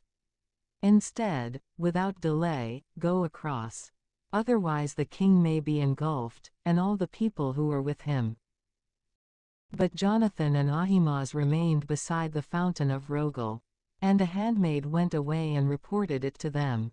And they set out, so that they might carry the report to King David. For they could not be seen, nor enter into the city. But a certain young man saw them, and he revealed it to Absalom. Yet truly, they traveled quickly and entered into the house of a certain man in Bahurim, who had a well in his court, and they descended into it. Then a woman took and spread a covering over the mouth of the well, as if drying hulled barley. And so the matter was hidden. And when the servants of Absalom had entered into the house, they said to the woman, Where is Ahimaaz and Jonathan? And the woman responded to them, They passed through hurriedly, after they had taken a little water. But those who were seeking them, when they had not found them, returned to Jerusalem. And when they had gone, they ascended from the well. And traveling, they reported to King David, and they said, "Rise up, and go across the river quickly. For Ahithophel has given a counsel of this kind against you."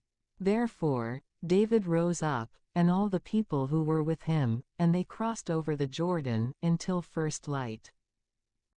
And not even one of them was left behind who had not crossed over the river. Then Ahithophel, seeing that his counsel had not been done, saddled his donkey, and he rose up and went away to his own house and to his own city. And putting his house in order, he killed himself by hanging. And he was buried in the sepulchre of his father. Then David went to the encampment, and Absalom crossed over the Jordan, he and all the men of Israel with him. Truly, Absalom appointed Amasa in place of Joab over the army. Now Amasa was the son of a man who was called Ithra of Jezreel, who entered to Abigail, the daughter of Nahash, the sister of Zeruiah, who was the mother of Joab. And Israel made camp with Absalom in the land of Gilead. And when David had arrived at the encampment, Shobi, the son of Nahash, from Rabbah, of the sons of Ammon, and Machir, the son of Ammiel of Lodabar, and Barzillai, the Gileadite of Rogelim, brought to him bedding, and tapestries, and earthen vessels, and wheat, and barley, and meal, and cooked grain, and beans, and lentils, and fried chickpeas, and honey, and butter, sheep and fattened calves. And they gave these to David and to the people who were with him to eat. For they suspected that the people were faint with hunger and thirst in the desert. And so David, having reviewed his people, appointed over them tribunes and centurions. And he placed a third part of the people under the hand of Joab, and a third part under the hand of Abishai, the son of Zeruiah, the brother of Joab, and a third part under the 183 hand of Ittai, who was from Gath. And the king said to the people, "I, too, will go forth with you." And the people responded, "You shall not go out. For if we flee, there will not be great concern in them for us. Or if 1/2 part of us will fall, they will not care much. For you are considered as 1 for 10,000. Therefore, it is better that you should be in the city to strengthen us." And the king said to them, "I will do whatever seems good to you." Therefore, the king stood beside the gate. And the people went out by their troops, by hundreds and by thousands. And the king ordered Joab and Abishai and Ittai, saying, "Preserve for me the boy Absalom." And all the people heard the king commanding all the leaders on behalf of Absalom. And so, the people departed into the field against Israel. And the battle took place in the forest of Ephraim. And the people of Israel were cut down in that place by the army of David. And a great slaughter occurred on that day, 20,000 men. Now the battle in that place was dispersed over the face of all the land. And there were many more of the people whom the forest had consumed, than the sword had devoured, on that day. Then it happened that Absalom, riding on a mule, met the servants of David. And when the mule had entered under a thick and large oak tree, his head became trapped in the oak. And while he was suspended between heaven and earth, the mule on which he had been sitting continued on. Then a certain one saw this and reported it to Joab, saying, "I saw Absalom hanging from an oak." And Joab said to the man who had reported it to him, "If you saw him, why did you not stab him to the ground, and I would have given you 10 shekels of silver and a belt?" And he said to Joab, "Even if you weighed out to my hands 1,000 silver coins, I would never lay my hands on the son of the king. For in our hearing the king ordered you and Abishai and Ittai, saying, 'Keep for me the boy Absalom.' Then too, if I had acted with such audacity, against my own life, this would never have been able to be hidden from the king. And would you then have stood by my side?" And Joab said, "It will not be as you wish. Instead, I will be assailing him in your sight." Then he took 3 lances in his hand, and he fixed them in the heart of Absalom.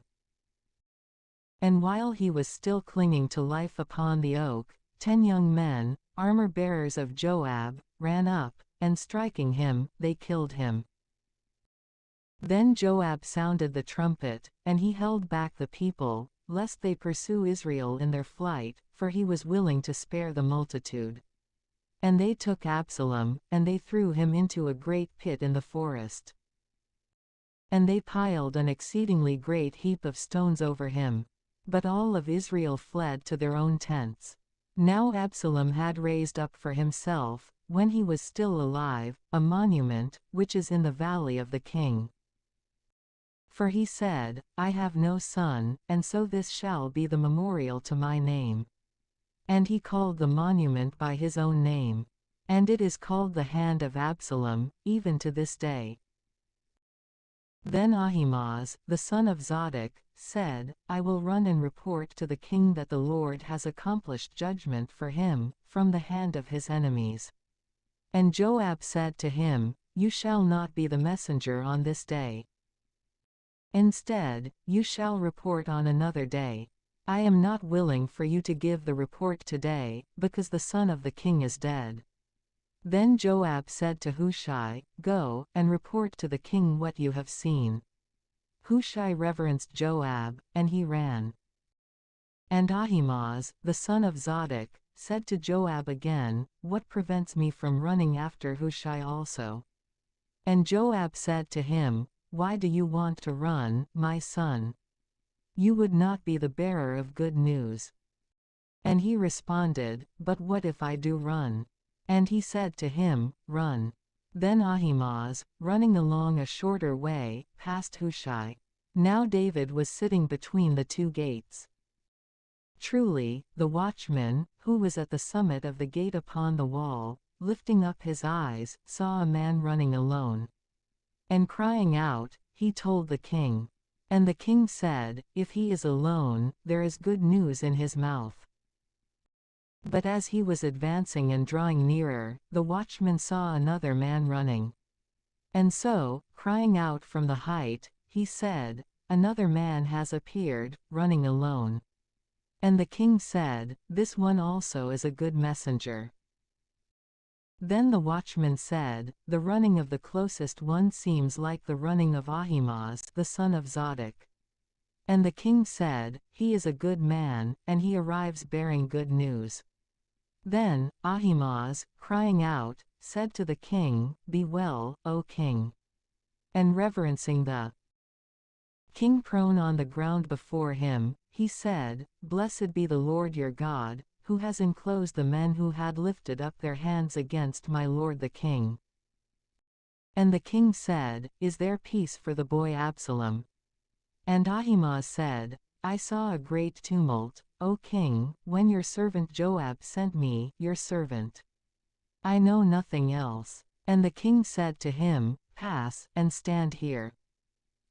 And when he had passed and stood still, Hushai appeared. And approaching, he said, I bear good news, my lord the king. For today the Lord has judged for you, from the hand of all who had risen up against you. But the king said to Hushai, Is there peace for the boy Absalom? And responding, Hushai said to him, May the enemies of my lord the king, and all who rise against him for evil, be as the boy is. And so the king, being greatly saddened, ascended to the upper room of the gate, and he wept. And as he went, he was speaking in this manner, My son Absalom. Absalom my son, who can grant to me that I may die on your behalf? Absalom, my son, Absalom. Now it was reported to Joab that the king was weeping and mourning for his son. And so the victory on that day was turned into mourning for all the people. For the people heard it said on that day, The king is grieving over his son. And the people declined to enter the city on that day, in the manner that the people were accustomed to decline if they had turned and fled from battle. And the king covered his head, and he was crying out in a great voice, My son, Absalom. Absalom, my son, my son." Therefore, Joab, entering to the king in the house, said, "Today you have shamed the faces of all your servants, who saved your life, and the lives of your sons and your daughters, and the lives of your wives, and the lives of your concubines. You love those who hate you, and you hate those who love you. And you have revealed this day that you have no concern for your leaders and for your servants. And truly, I know now that if Absalom had lived, and if we all had been killed, then it would have pleased you. Now then, rise up and go out, and speak so as to make amends to your servants.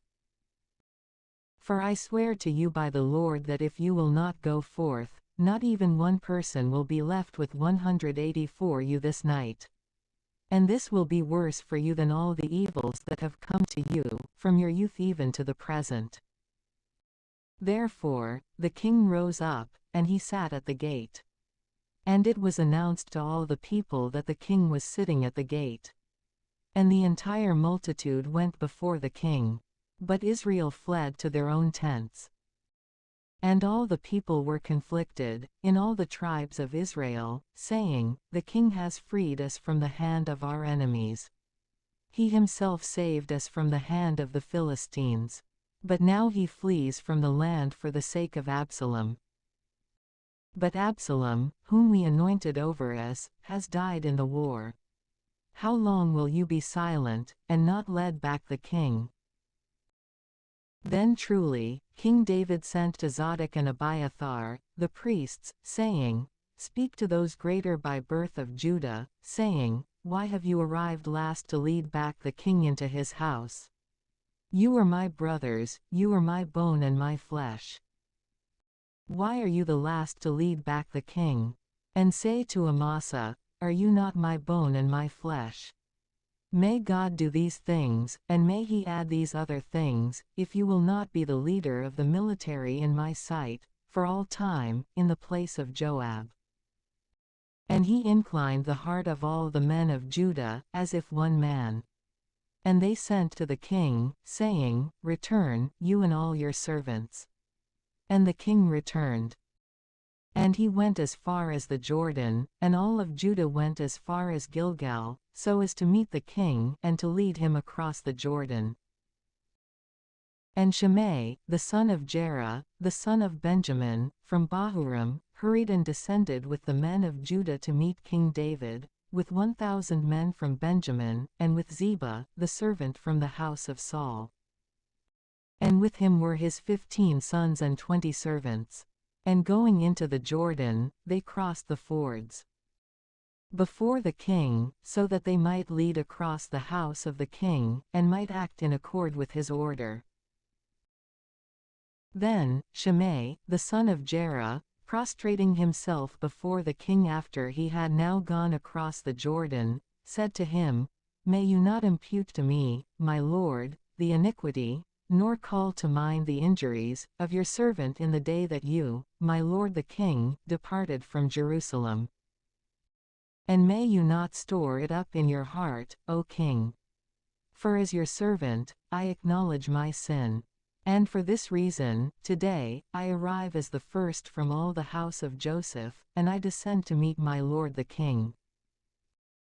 Yet truly, Abishai, the son of Zeruiah, responding, said, "Should not Shimei, because of these words, be killed, since he cursed the Christ of the Lord?" And David said, "What is it to me and to all of you, O sons of Zeruiah? Why are you acting toward me this day like Satan? Why should any man be put to death on this day in Israel? Or do you not know that today I have been made king over Israel?" And the king said to Shimei, "You shall not die." And he swore to him. And Mephibosheth, the son of Saul, descended to meet the king, with unwashed his feet and uncut beard.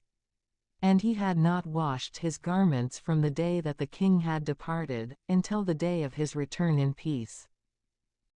And when he had met the king at Jerusalem, the king said to him, "Why did you not go with me, Mephibosheth?" And in response, he said, "My lord the king, my servant spurned me."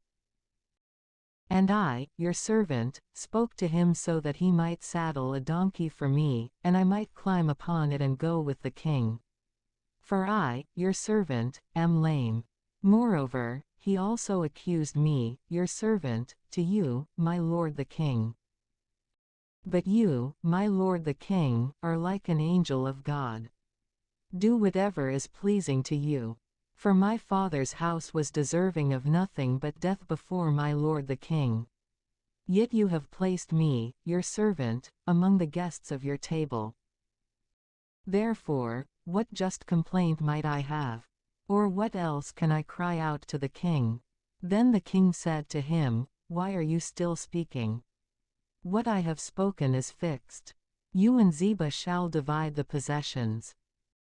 And Mephibosheth responded to the king, But now let him take it all, since my lord the king has been returned peacefully into his own house. Likewise, Barzillai the Gileadite, descending from Rogelim, led the king across the Jordan, having prepared also to follow him beyond the river. Now Barzillai the Gileadite was very old, that is, 80 years old. And he provided the king with sustenance when he was staying at the encampment. For indeed, he was an exceedingly rich man.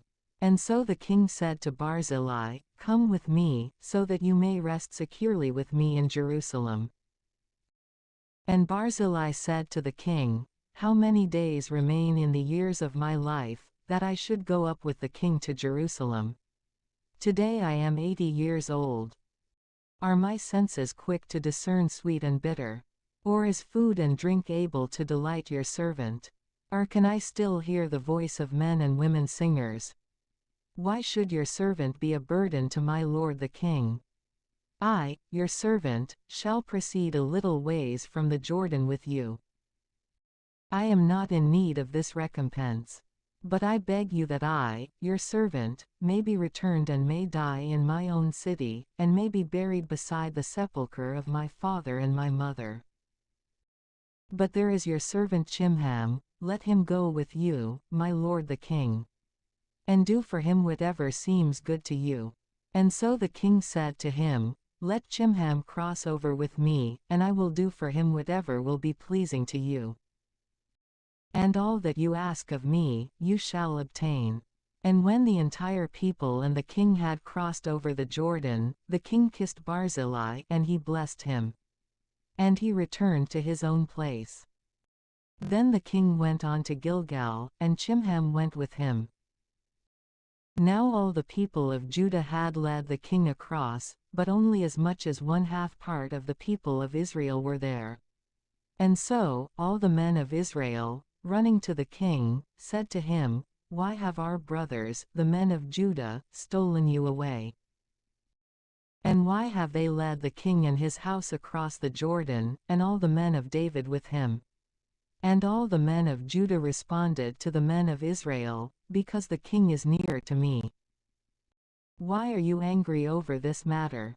Have we eaten anything belonging to the king, or have any gifts been given to us? And the men of Israel responded to the men of Judah, and said, I have the greater amount, 10 parts, with the king, and so David belongs to me more so than to you. Why have you caused me injury, and why was it not announced to me first, so that I might lead back my king? But the men of Judah answered more firmly than the men of Israel. And it happened that there was, in that place, a man of Belial, whose name was Sheba, the son of Bichri, a man of Benjamin.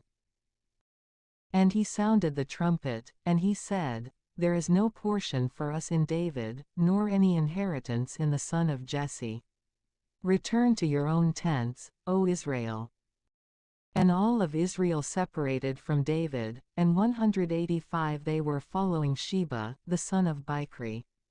But the men of Judah clung to their king, from the Jordan as far as Jerusalem. And when the king had entered his house at Jerusalem, he took the 10 women concubines, whom he had left behind to care for the house, and he put them into custody, allowing them provisions. But he did not enter to them. Instead, they were enclosed, even until the day of their deaths, living as widows. Then the king said to Amasa, "Summon to me all the men of Judah on the third day, and you shall be present also." Therefore, Amasa went away, so that he might summon Judah. But he delayed beyond the agreed time that the king had appointed to him. And David said to Abishai, "Now Sheba, the son of Bichri, will afflict us more so than Absalom did. Therefore, take the servants of your Lord, and pursue him, otherwise he may find fortified cities, and escape from us." And so, the men of Joab departed with him, along with the Cherethites and the Pelethites. And all the able-bodied men went out from Jerusalem to pursue Sheba, the son of Bichri. And when they were beside the great stone, which is in Gibeon, Amasa came to meet them. Now Joab was wearing a close-fitting coat of equal length with his garment.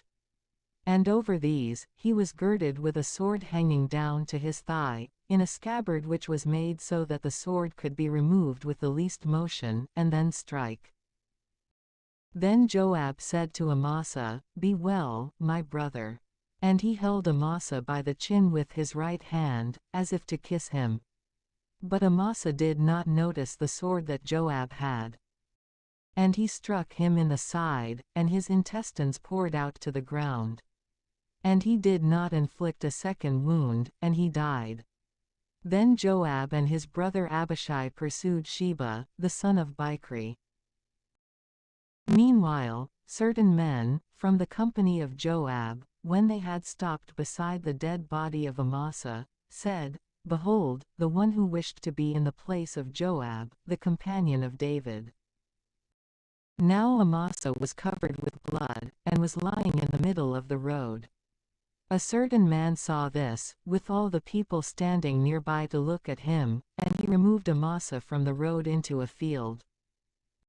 And he covered him with a garment, so that those passing by would not stop because of him.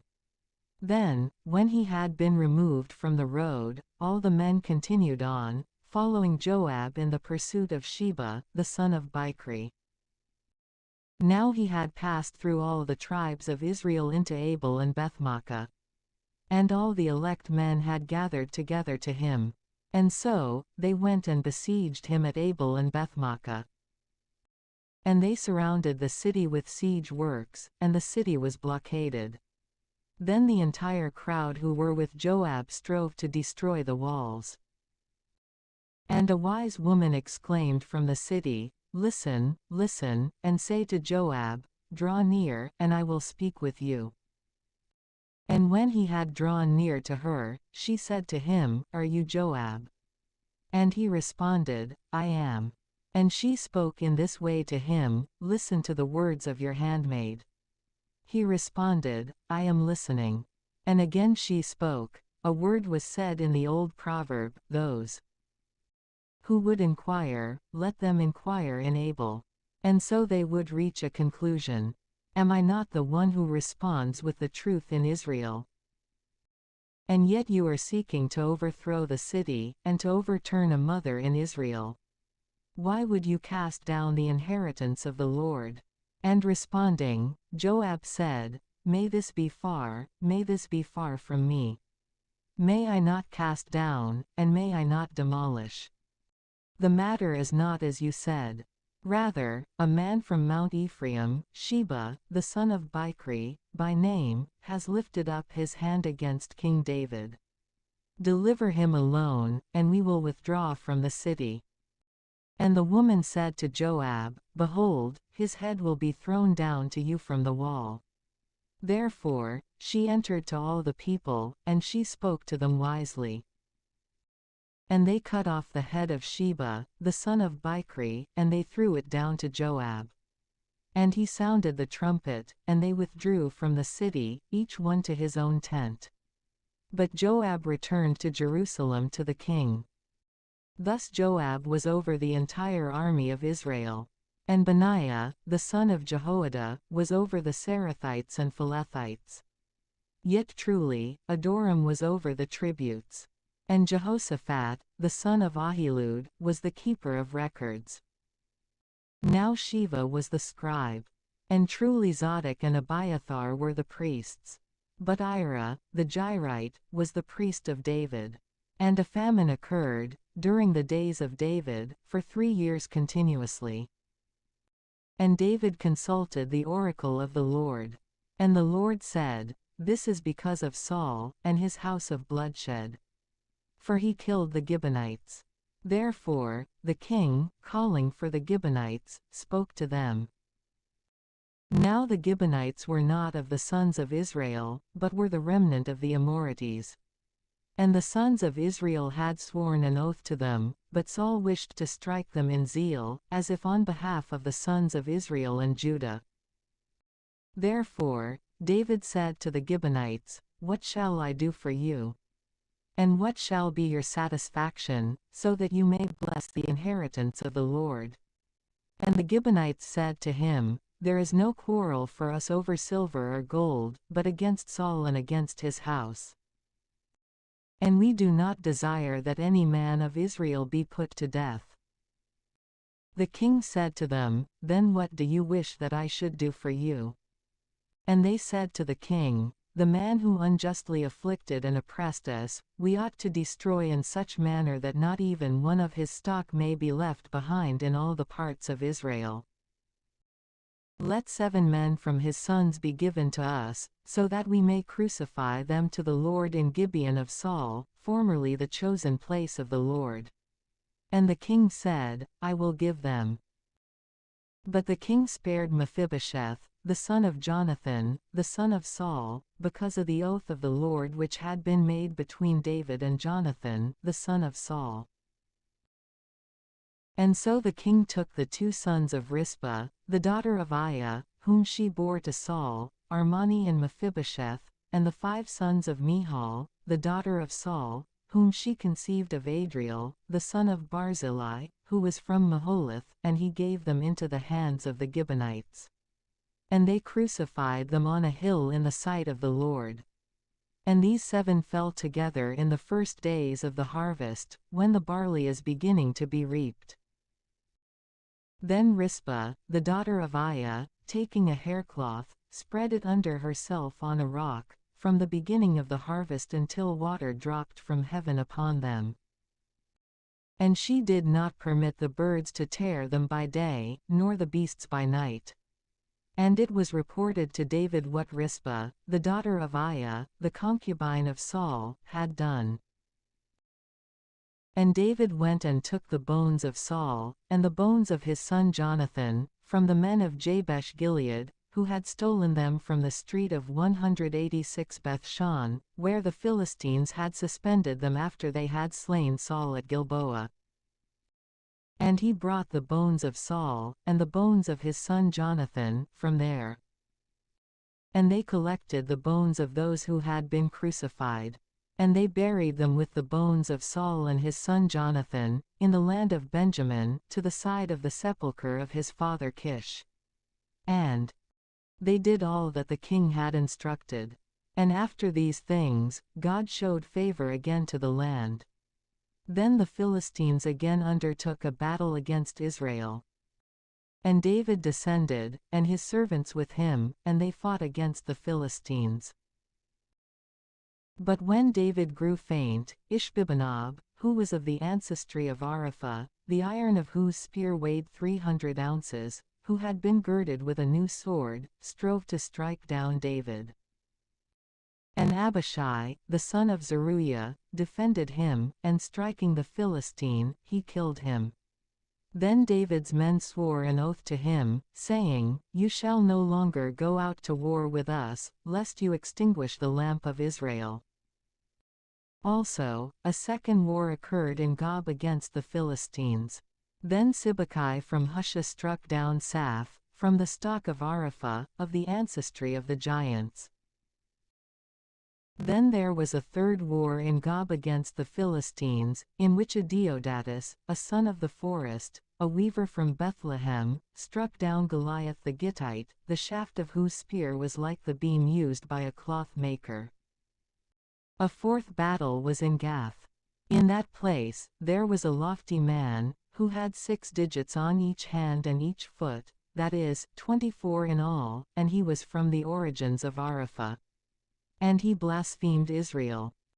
So Jonathan, the son of Shimei, the brother of David, struck him down. These 4 men were born of Arapha in Gath, and they fell by the hand of David and his servants.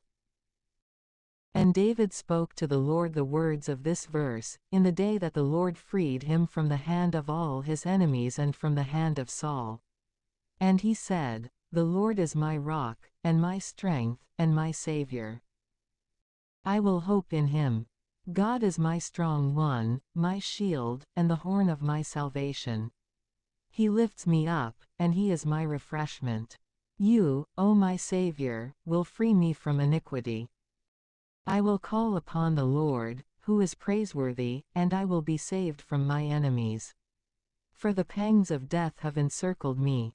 The torrents of Belial have terrified me. The ropes of hell have encompassed me.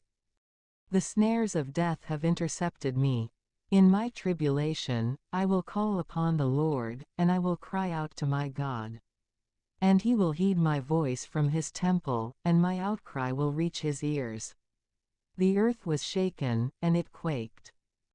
The foundations of the mountains were struck together and violently shaken, because he was angry with them. Smoke ascends from his nostrils, and fire from his mouth will devour, coals have been kindled by it. He bent down the heavens, and it descended, and a fog was beneath his feet. And he climbed upon the cherubim, and he flew, and he slid upon the wings of the wind. He set darkness as a hiding place around himself, with waters sifted from the clouds of the heavens. By means of the brightness of his glance, coals of fire were kindled. The Lord will thunder from heaven, and the Most High will utter his voice. He shot arrows, and he scattered them, lightning, and he consumed them. And the overflow of the sea appeared, and the foundations of the globe were revealed, at the rebuke of the Lord, at the exhale of the breath of his fury. He sent from on high, and he took me up. And he drew me out of many waters. He freed me from my most powerful enemy and from those who had hated me. For they were too strong for me. He went before me in the day of my affliction, and the Lord became my firmament. And he led me out to a wide open place. He freed me, because I was pleasing to him. The Lord will reward me according to my justice. And he will repay me according to the cleanness of my hands. For I have kept to the ways of the Lord, and I have not acted impiously before my God. For all his judgments are in my sight. And I have not removed his precepts from me. And I shall be perfect with him. And I shall guard myself from my own iniquity. And the Lord will recompense me according to my justice, and according to the cleanness of my hands in the sight of his eyes. With the Holy One, you will be holy, and with the Strong One, you will be perfect. With the elect one, you will be elect, and with the perverse one, you will be perverse. And you will bring to salvation the poor people, and you will humble the exalted with your eyes. For you are my lamp, O Lord. And you, O Lord, will illuminate my darkness. For in you, I will run girded. In my God, I will leap over the wall.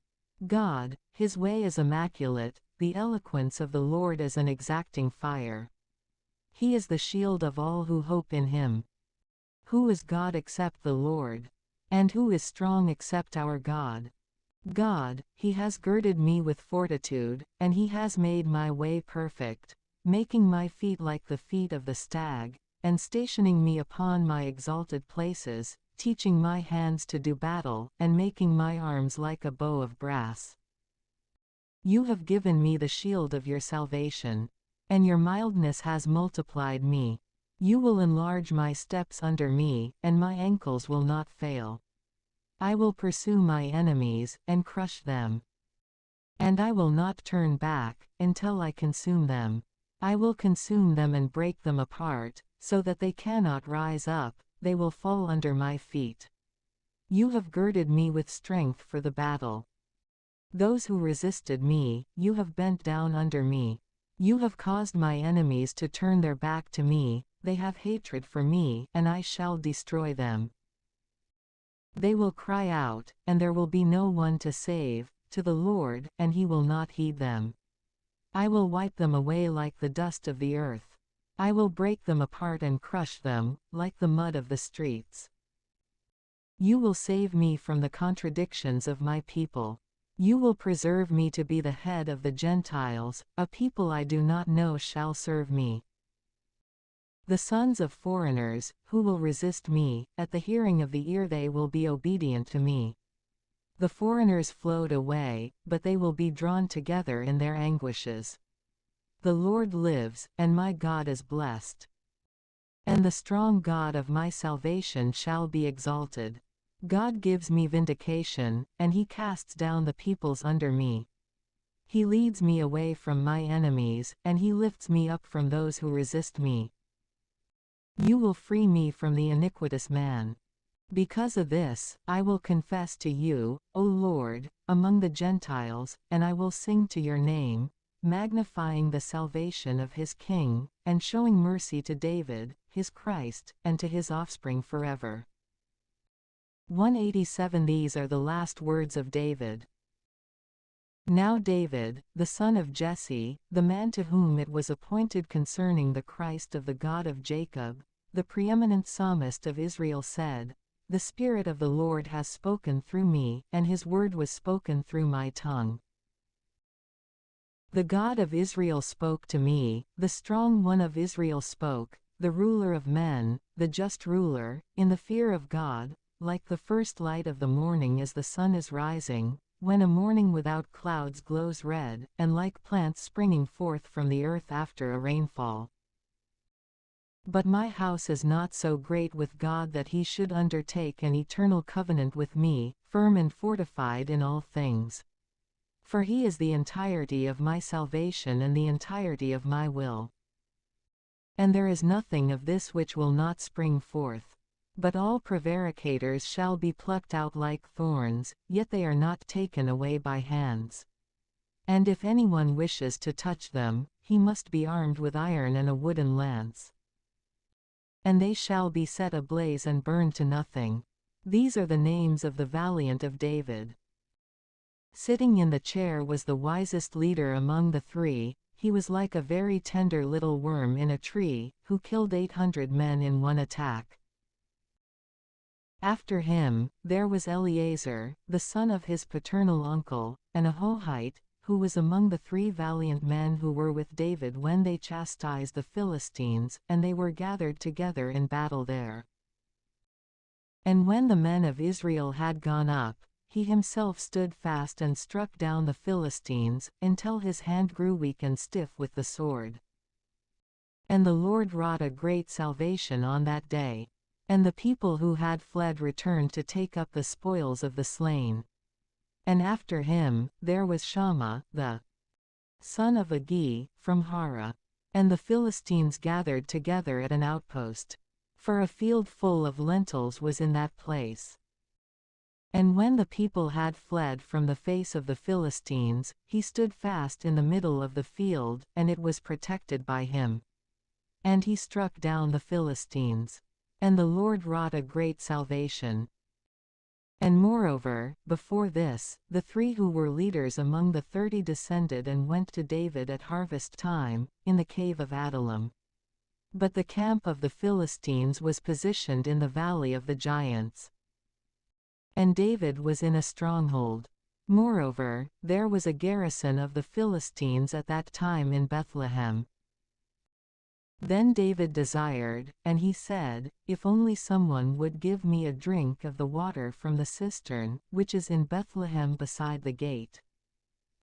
Therefore, the 3 valiant men burst into the encampment of the Philistines, and they drew water from the cistern of Bethlehem, which was beside the gate. And they brought it to David.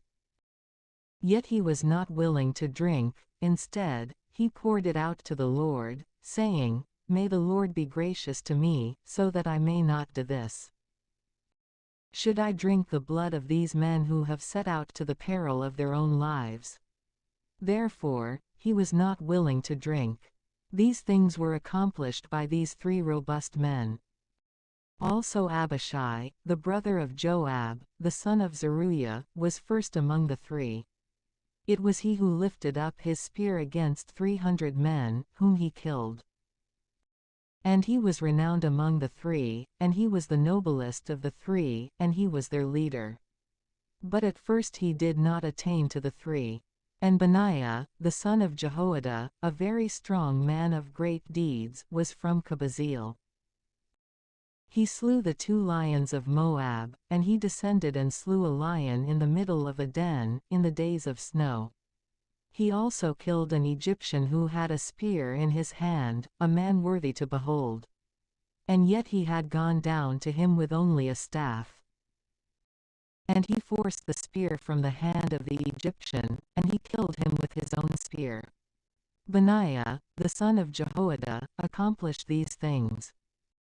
And he was renowned among the 3 robust men, who were the most noble among the 30. Yet truly, he did not attain to the 3, until David made him his secret adviser. Among the 30 were Asahel, the brother of Joab, Elhanan, the son of his paternal uncle, from Bethlehem, Shammah from Harod, Elika from Harod, Helez from Palti, Ira, the son of Ikish, from Tekoa, Abiezer from Anathoth, Mebunai from Husha, 23. 28 Zalman the Ahohite, Maharai the Netophathite, Helab, the son of Bana, also himself a Netophathite, Ittai, the son of Ribai, from Gibeah, of the sons of Benjamin, Benaiah the Pirathonite, Hiddai from the torrent Gosh, Abialban the Arbathite, Asmaveth from Beromi, 23. 32 Eliabah from Shalban, the sons of Jashan, Jonathan, Shammah from Orori, Ahiam, the son of Sherer, the Hararite, Eliphelet, the son of Ahisbai, the son of Makath, Eliam, the son of Ahithophel, the Gilonite, Hezrai from Carmel, Parai from Arbi, Igal.